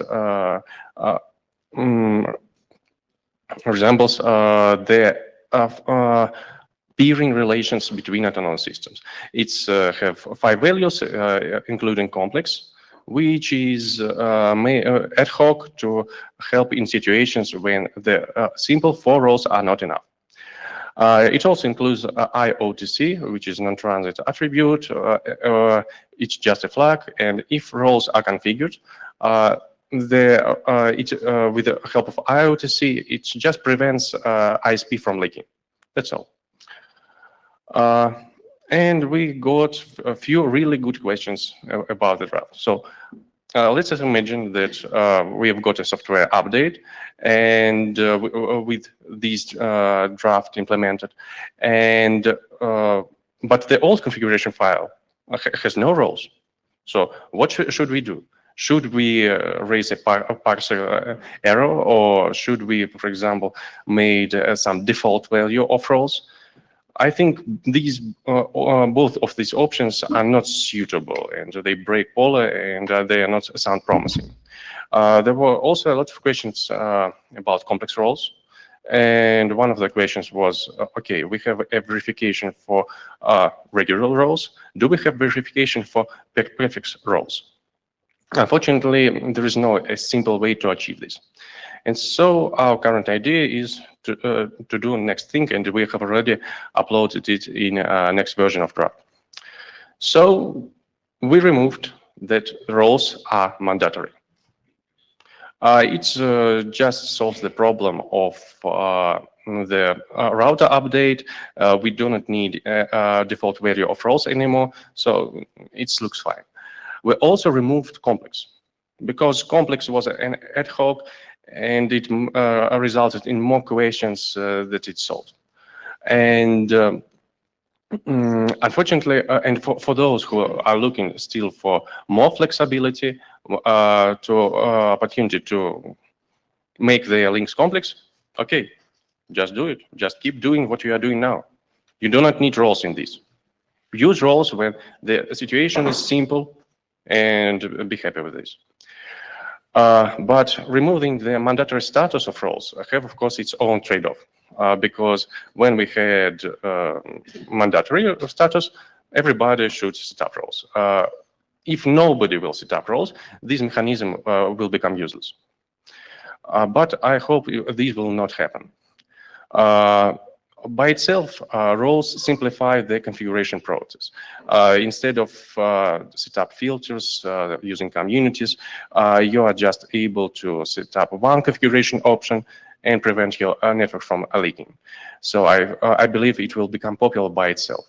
There is also a BGP reject draft that states make a statement that if there is no policy, there will be no announces, no exchange of routes, and so on.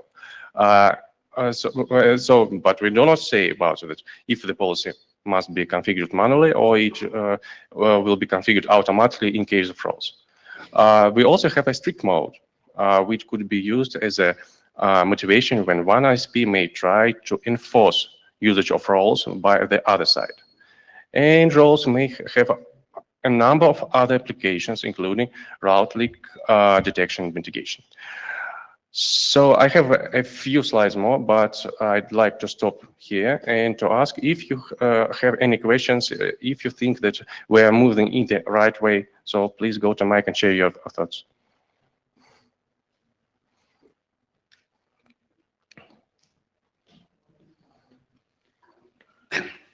Sriram Nist.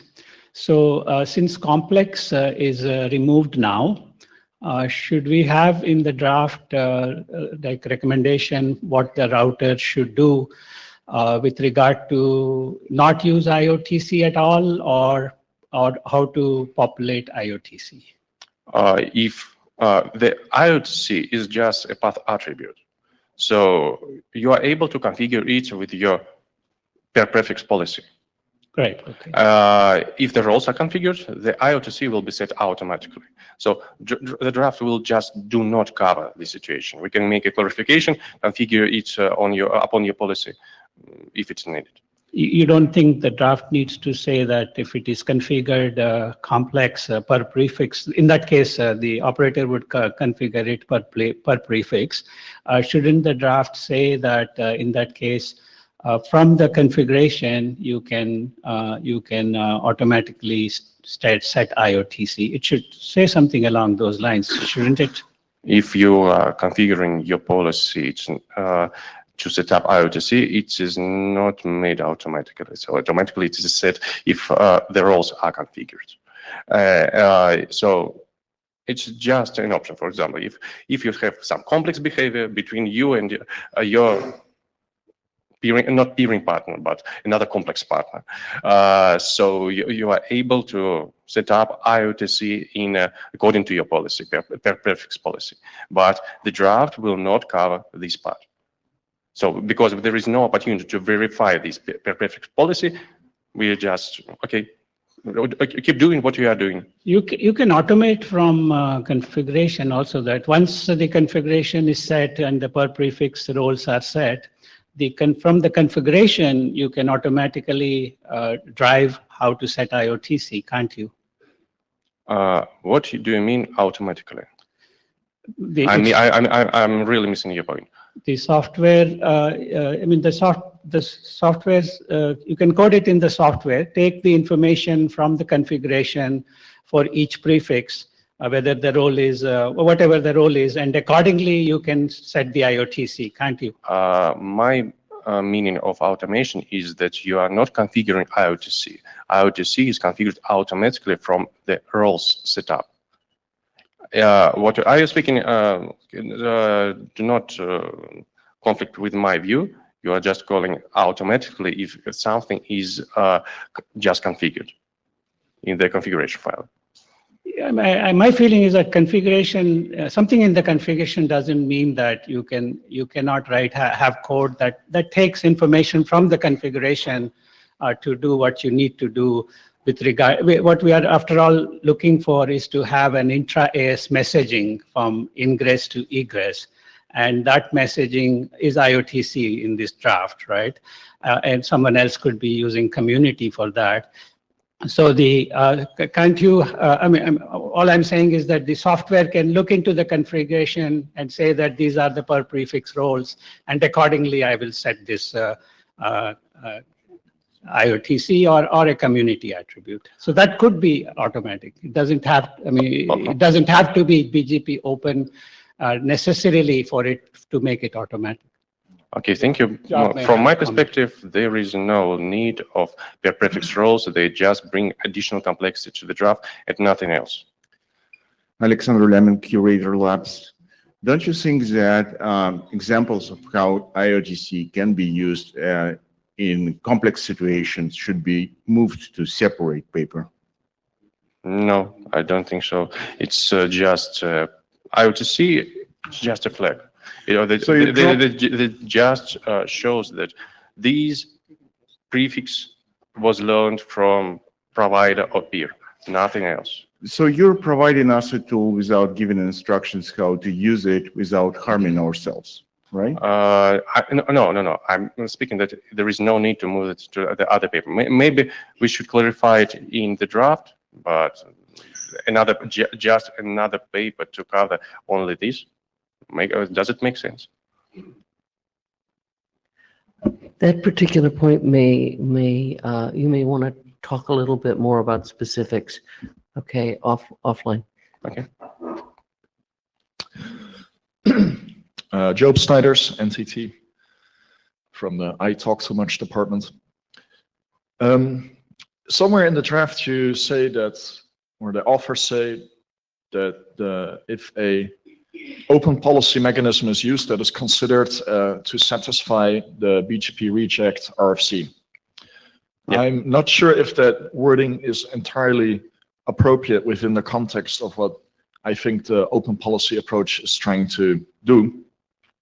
The BGP reject RFC applies to any and all address families, simply because it was argued that you can never know what the actual intention is of setting up an address family and exchanging information in that API. So exchanging nothing, unless you configure it to do otherwise, is a safe approach.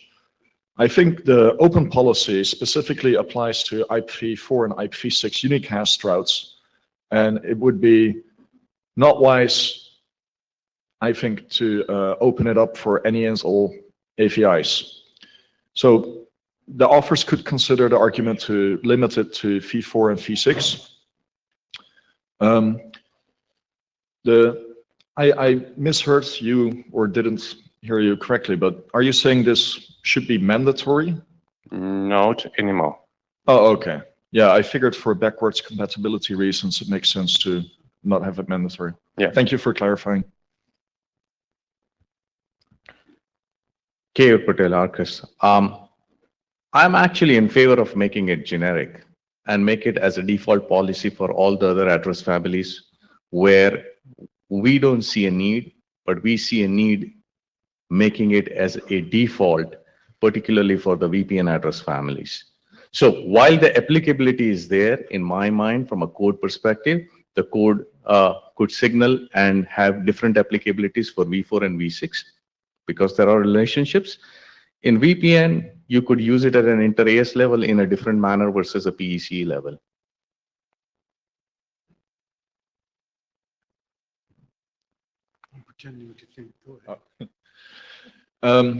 Of course, internet use and VPN use are relatively similar to each other, except for one is in the constrained domain and one is the public domain. But we do not know what future APIs bring or mean or what their semantics are. And in that regard, I think it's unsafe to open that door and create behavior that essentially goes counter to the purpose of the BGP reject RFC. Please correct me. As the BGP rejects RFC, there is no specification about which office. It is not restricted to IPv4, IPv6. Am I right? It applies to every API. Sure. So it just says that if there is no policy, will be no export imports announces. Correct. We do not add anything. So if there is no policy, manually configured or automatically configured with roles, there will be no announce, nothing more. But if you do configure a role and the intention is to provision a VPN v4 product or an IPv4 product, you also open up the other APIs, Sure, whatever they mean. Sure. But just the same as BGP reject, you are just shipping into. You are able to configure it in the way you want. There is, I do not see here a problem. We'll discuss it further during lunch. Perhaps we're indeed wrestling over some wording. Okay, sure. So speaking of lunch, I just want to say we're starting to, we're not short on time yet, but I don't know if you want to concentrate on finishing your slide deck or the conversation is useful. So manage your time as you prefer. Okay, one last question. So just on the, sorry, Ben Madison, Work Online. Just on the previous conversation regarding the multiple AFIs, I've come across instances where people are multi-purposing a single session to do internet peering and build option CNNIs with other providers. When that's going on, it's not clear to me how the peer-to-peer role that this draft would impose would impact the distribution of the VPN v4 routes with other NNI providers that might be involved in providing the same VPNs. And I think trying to second guess how those arrangements are made would be pretty hard. I think in general, the thing that I don't love about this is route distribution policy is fundamentally it's a policy thing which lives in address families, and we're trying to impose it at the session level. And I think we're going to run repeatedly into issues of this kind of nature. Okay, thank you for your comment. I think I will try to catch you also at lunch and discuss it, because I need a clarification in it. So now I'd like to address a few questions to the working group members. These questions are from authors to working group because we do not have a consensus here. First one seems to be minor, but it locks the all allocation procedure. So we have two scenarios to send notification. They're similar but different. First one, if we have a conflict pairing roles, we're sending notification. Second one, if one side is using strict mode and the other side is not using roles or not configuring roles, it will be again a notification. The question is, do we need two subcodes or one subcode? And what is current best practice for such situations? So please advise.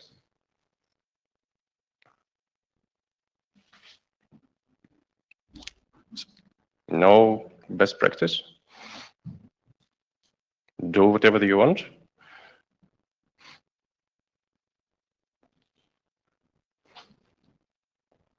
Rudy of Deutsche Telekom. I don't know about best practice or precedent, but looking at the question, I would say these are actually different scenarios where the signaling to the potentially failing end should be distinct. So use two codes and. Okay. And so if there is no objective, we will use two subcodes.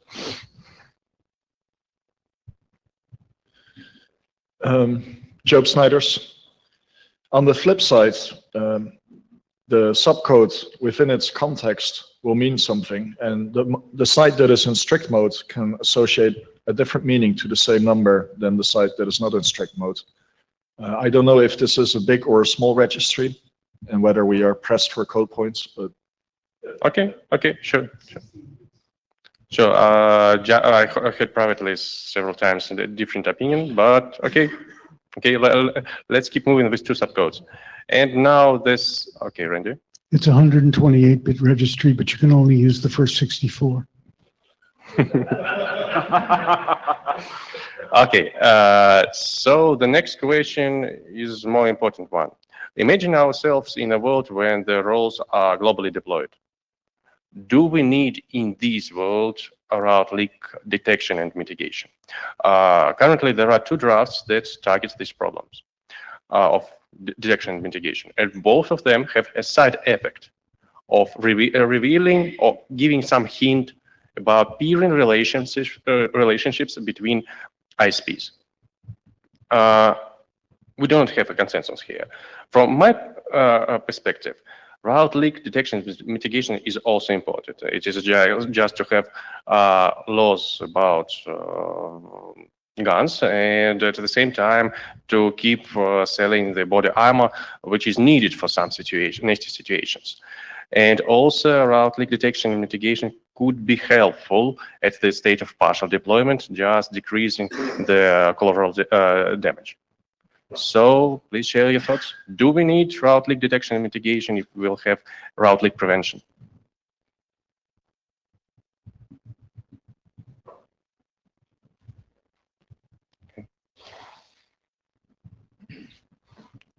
Please keep your comments brief. We're up against time now. Sriram, NIST. So I think it is important to have route leak detection and mitigation as well. As you have pointed out, there will be partial deployment for a very long time for the intra-AS solution. Therefore, the major ISPs would like to have a mechanism if the customer or customer AS is not implementing anything for intra-AS mitigation, intra-AS prevention. then you do need a way of signaling between ISPs so that when the route passes from one ISP through the customer AS to another ISP, the customer is not doing any of this, but the two ISPs can signal to each other that must have a way of signaling so that the second ISP knows there has been a route leak, and that will take care of a lot of situations where the deployment is partial, right? Yes, I do agree, but the problem is that this mechanism will reveal, or not reveal, give a hint about peering relationships. And will these ISPs eager to reveal these relationships is a trade-off for the signaling? Again, I'm gonna, please go ahead, and then I'm gonna ask the authors to discuss this at lunch. There's some stuff underneath it. Alexander Lemon, Curator Lab. Sasha, given tools at your disposal and current amount of publicly available information, can you, with good probability, say what is relationship, say, between Job and Randy? Lovers. They're so complex. Okay, they networks. Yes, on the other hand, there is an opportunity to reveal these, most of the peering relationships, to reveal it already without any help of these attributes. Yes, there is such opportunity, but still it will give another hint. Okay, at this point, I'm gonna apologize, but we're gonna have to trim the conversation. By the way, I thank you all for providing all the good feedback to Alexander. I really encourage this topic to go a couple layers more. I'd like to ask the room, is there interest in having an interim or virtual or physical on this? If so, would you hum? I hear some hums. The chairs will work on that. Good morning. My name is Zheng Qiangli from China Mobile. Today, I'd like to report the current status of this draft in version 05. The scenario to be addressed to aid traffic steering, network operators want to know the congestion status of the exit links. The following two scenarios will benefit from knowing the congestion status information. Scenario 1, within one AS. Please look at the picture on this page. Autonomous system A has 3 ASBR, Route 6, Route 7, and Route 8. If the exit routers Route 7 and Route 8 tell the IBGP peers in this autonomous system the congestion status of the exit links, the peers in this autonomous system can steer some outgoing traffic towards the less loaded exit links. And scenario 2, for the multiple autonomous systems. Supposing autonomous system A prefers to using ASB to access ASC due to cost or network performances.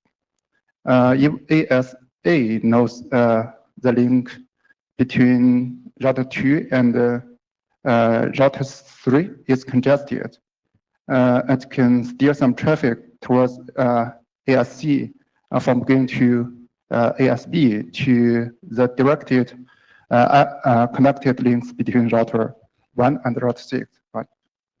The authors from Fast Telecom also specified this kind of requirement in one of their drafts. The suggested solution is to introduce a new extended community to deliver the link congestion status. to satisfy the above two application scenarios, this kind of economic community should be transitive, which means it can travel across multiple autonomous systems. The suggested solution can be used both in a network with a central controller or without it. For the network with a central controller, BGP LS can also be used to get the congestion status, of course. For the network with route reflectors are recommended to enable at-pass functionality to advertise all the alternatives routes to S-clans. This is the detail about the suggested congestion status utility community. I will not explain it again here. I know, as discussed in the mail list, we need to optimize it further if the working group accepts this requirement. Although route oscillation and traffic oscillations may be caused by the introduced method, those are the main issues we discussed a lot in the previous meetings and list. But when taking the considerations here into account, I believe the suggested methods can be used in a control scope of network. For example, the BGP receiver may choose to only trust the congestion status information advertised by some specific autonomous systems or advertised by the autonomous systems within 2 or 3 hours. For ANA requirement, we do not change this part. One subtype is needed. So for the next tab, I think it should be accepted by the working group since the requirement is clear, and operators such as France Telecom, Orange, and Chen Mobile, of course, are interested in it. Thank you. So of course, we can have discussion during working group adoption call on the mailing list. If there are any short comments right now, please go to the mic. Rüdiger for Deutsche Telekom. I missed in the presentation some indication of what your thoughts of the dynamics occurring on the on this attribute would be. The other, and I think that should be well understood. And the other very short comment is, if I read your slide right, you are limited to links at 256 bits, I think it was. I think we are already beyond that scope in the actually deployed technology. So,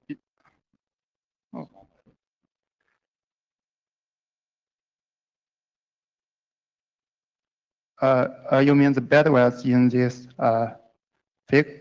So the unit is in 10 gigabytes per second. So 10, yes, 10 is the unit.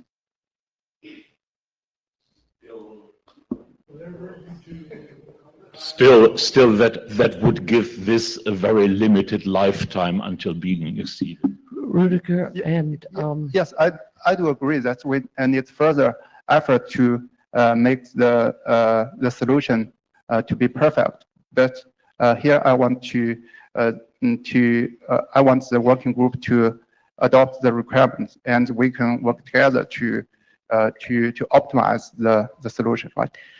G and Jadon and Rudiger, maybe you could sit at the back and just give them a few pointers, Rudiger, afterwards.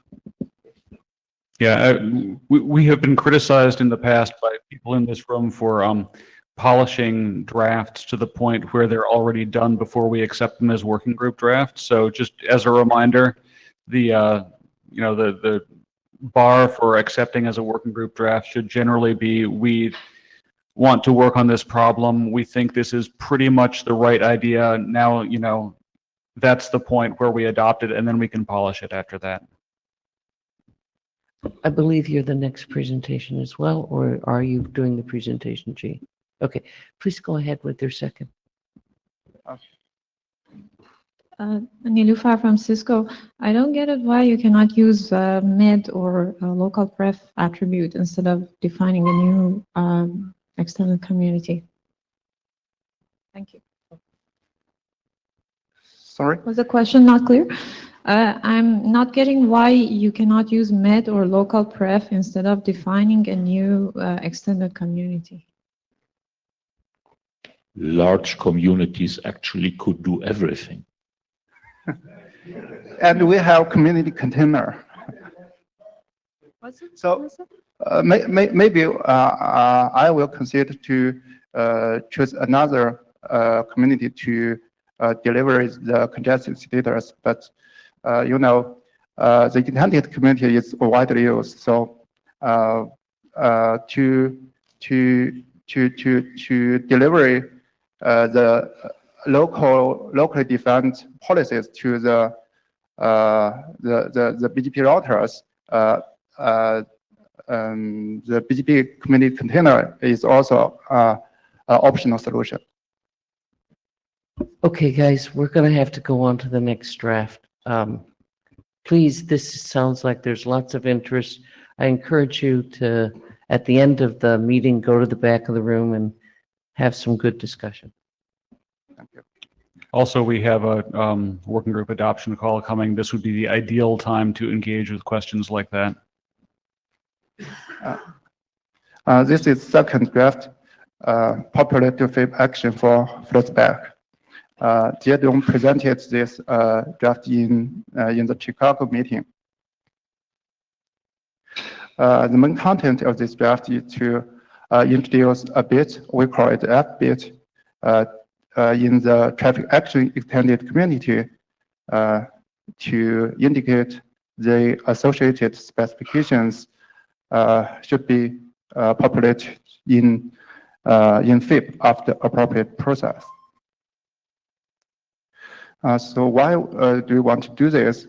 In routers, BGP flowback rules are stored in a distinct set of RIPs according to their AFI and SAFI pairs. After validation and ordering processing, the RIPs are then populated to the dedicated hardware, which usually is shared with access control lists. The dedicated hardware is much more expensive and space limited when compared with the forwarding information base. Usually, forwarding information base can contain several millions entries. When flowback is used for dynamic traffic flow steering, the number of flowback rules increases and changes frequently. So to save the limited and expensive space of the dedicated hardware, it is better to populate some flowback rules to FIP if possible. And we think the destination prefix-based flowback rules are suitable to be populated to the FIP. The solution is very simple. A new bit is introduced in the action extended community. If F bit is set and the associated flowback rules cannot be populated to FIP, the associated rules must be ignored. This part, we add this part in this version, based on the concerns raised by Jeff Hans. So thanks, Mr. Jeff Hans. Flow spec rules are ordering sensitive. After ordering processing, they are searched sequentially until a matching rule is found. But for forwarding information base, it has no ordering implications. Longest prefix matching is the rule to choose the matching entrance in FIP. So only the destination prefix-based active text flow spec rules that pass the validation and the ordering process are suitable to be populated into the forwarding information base. And usually, flow spec rules have a higher priority than corresponding IDP and BGP routing entries. So to guarantee this, the following 3 steps we have to do. First one, when populating the FIP, the flow spec rules are preferred than the corresponding IDP and BGP routing entries. Second, when a flow spec rule is being populated into the FIP entrance covered by this flow spec rule must be removed or replaced by it. The third one, the populate flow spec rules in the FIP must not be overridden by IDP or BGP updates. So I suggest the working group to adopt this draft also. Robert Rashuk, Bloomberg. So who sets the F bit? Because if the guy who injects the rule sets the F bit, you just don't inject the rule. Yeah. The router who generates the flow spec rules set the bit. That's sending this out. It's no point, right? Because you said it must be ignored without the F bit. So it's gonna just occupy memory and CPU without any use case.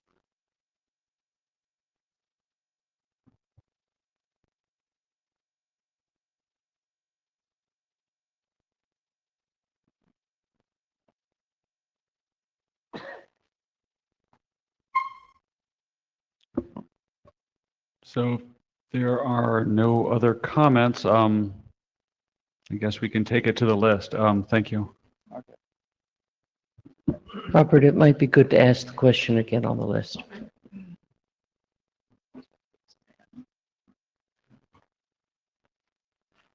I'm AC Lindum.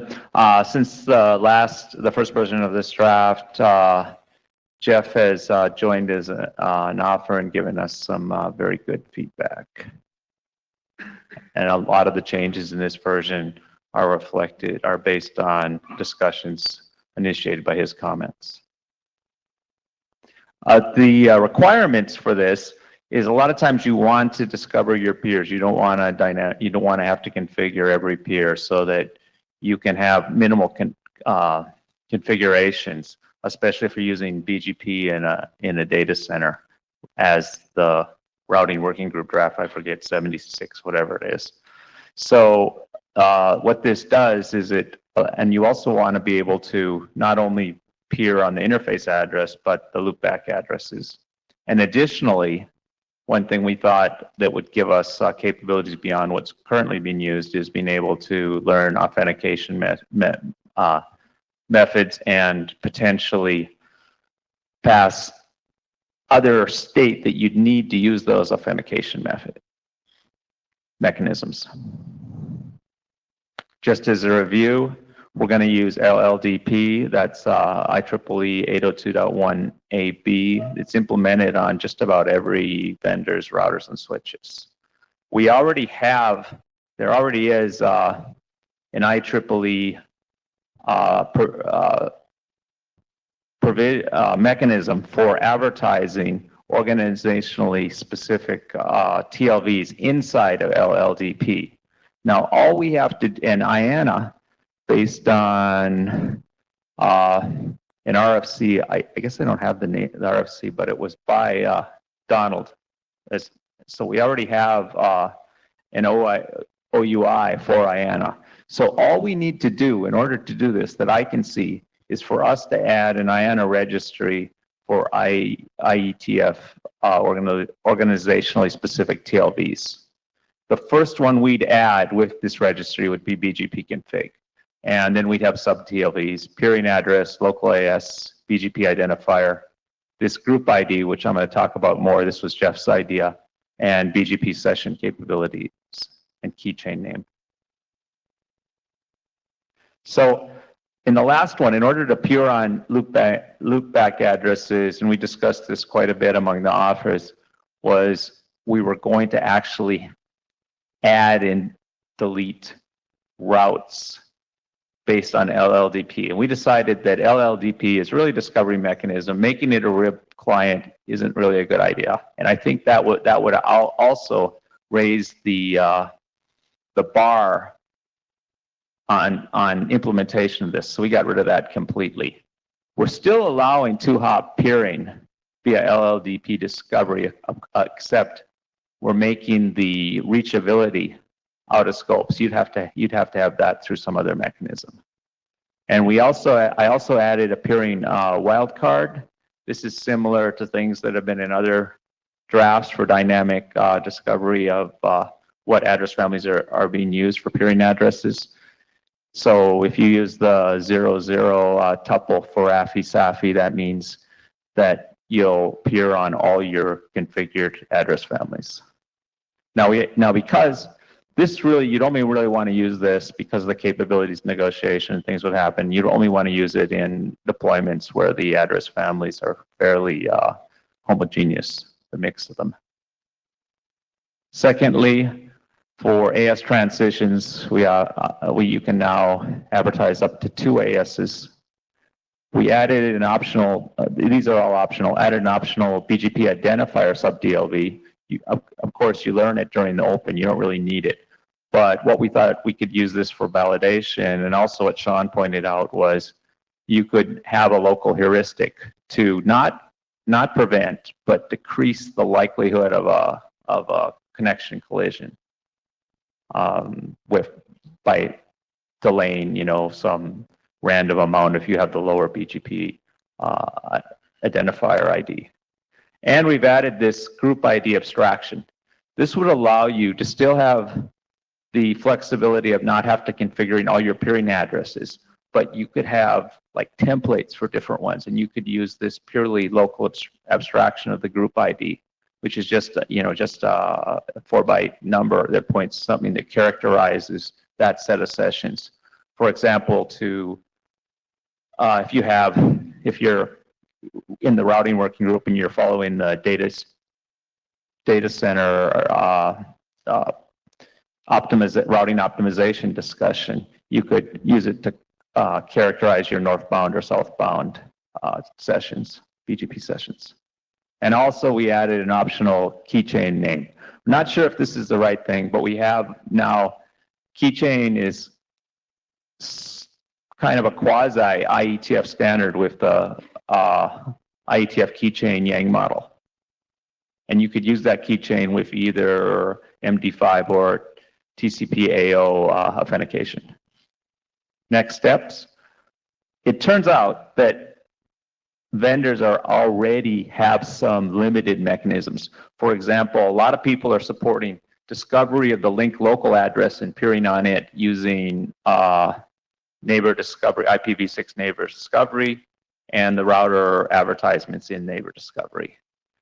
This is a little bit, this is kind of just a big hammer, because you just peer on whoever is on the point-to-point link, and you don't have any information on address families or authentication or any validation. So we would, based on interest, I think there's a lot more here. Additionally, I have learned, and we're going to add that vendor as a contributor, that there are some vendors that are using their own LLDP, organizationally specific TLVs, to discover BGP peering. So any comments? David?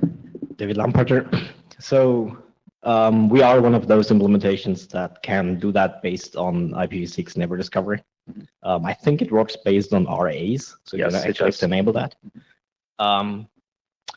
However, and completely regardless of having that feature, my view is that LDP is the completely wrong place for this. LLDP. LLDP, yeah. I agree, LDP is. wrong Well, place. yes. No, two L's. I don't see why we are suddenly going to a layer 2 protocol that may, for example, not even be supported if I'm talking on a GRE tunnel that I want to set up a BGP peering over. And I would actually suggest you take the entire thing, put it into IPv6 ND, and have the same TLVs there, maybe in the new packet or whatever, I don't care. You're doing the very same thing. You're multicasting out your data for setting up the peering. You don't need to go to the IEEE with it. You can actually fix all of the existing hacks that are already relying on neighbor discovery and get the same thing and go with that. You realize I may retire in the next 5 years. So are you telling me it's easier to get TLVs added in LDP, which is an IEEE thing, rather than get it added into ND? Yes. That is very, very sad. But because we already have, IANA already has the organizationally specific, and that's the place that we would put it. We can add our own registry right now. I mean, it's easier to implement. It's easier to have, I think it is. So I can tell you, for me, this is 3 orders of magnitude harder to implement, because now I actually have to go to the LDP component, tell it to advertise those extra TLVs, and try and extract them back. And it's actually a component that is completely out of the scope of my software stack. But I'm going to have to apologize, but we need very brief comments because we're running out of time, and we need to let the last presenter have some. So please keep your comments brief. Sorry, Kevin Patel Arcus, so don't implement it. We'll get you a freeware code, don't worry. But the point is, the reason to take it to LLDP is that there is no discovery protocol available that is fairly generic enough that applies to number of networks, and LLDP is the only one out there. So it's a compromise, really. Two brief comments, Robert Rashuk. So one comment is about error handling. If you messed up your TLV sub-TLVs with BGP and LLDP will fail, then it's worse, right? And the second, even with vanilla LLDP, you can get the peering IP address and do a BGP open blindly to all IP service configure, which data center is pretty much just 1.1 or 2.1. So you don't need any extra TLV sub-TLVs to achieve your functionality. That's not true. LLDP doesn't advertise the interface address. Go ahead, Donald. Just real quick, it's RFC 7042. Oh, thanks, That's Donald. 7042, Section 4, about allocating miscellaneous things like this under the IANA OUI. Okay, we're going to go to the last presenter. And I'm Donald Eastlake from Huawei. Yeah, thank you, Donald, for saying that slowly.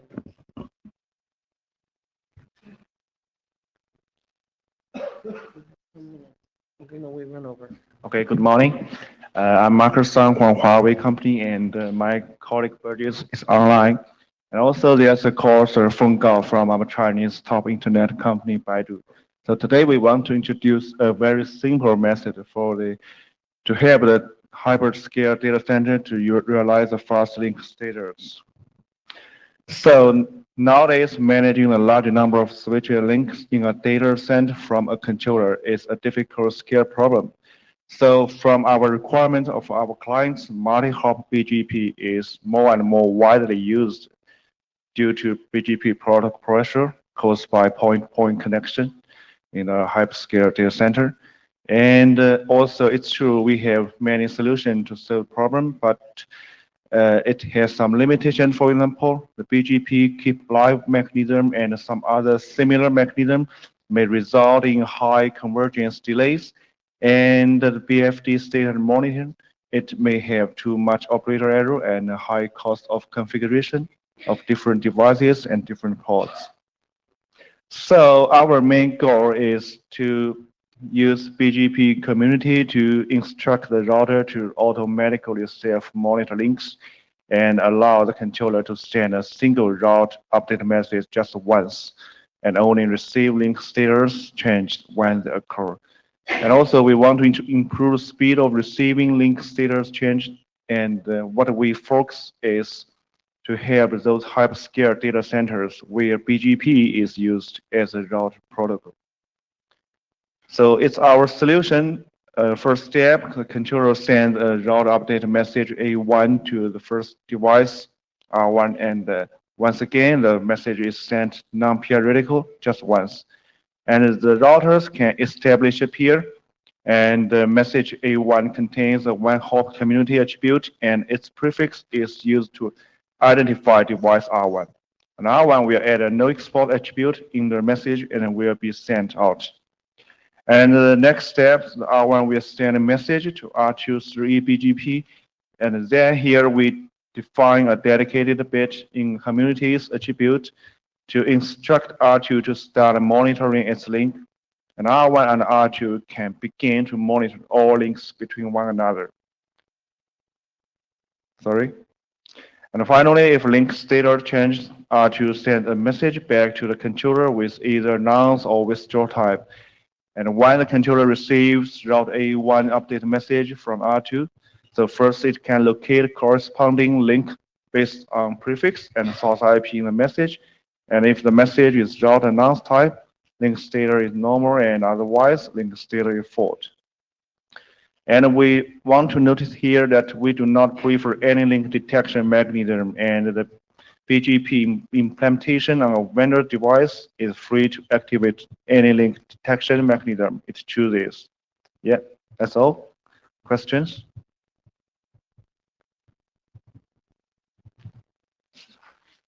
So it's our first version. We want to collect all of your interests or clarify the requirements for the better next round.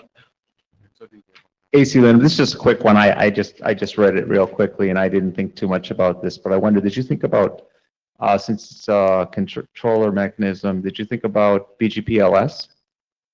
Oh, so you mean the background considered BGP Live? Oh, yes.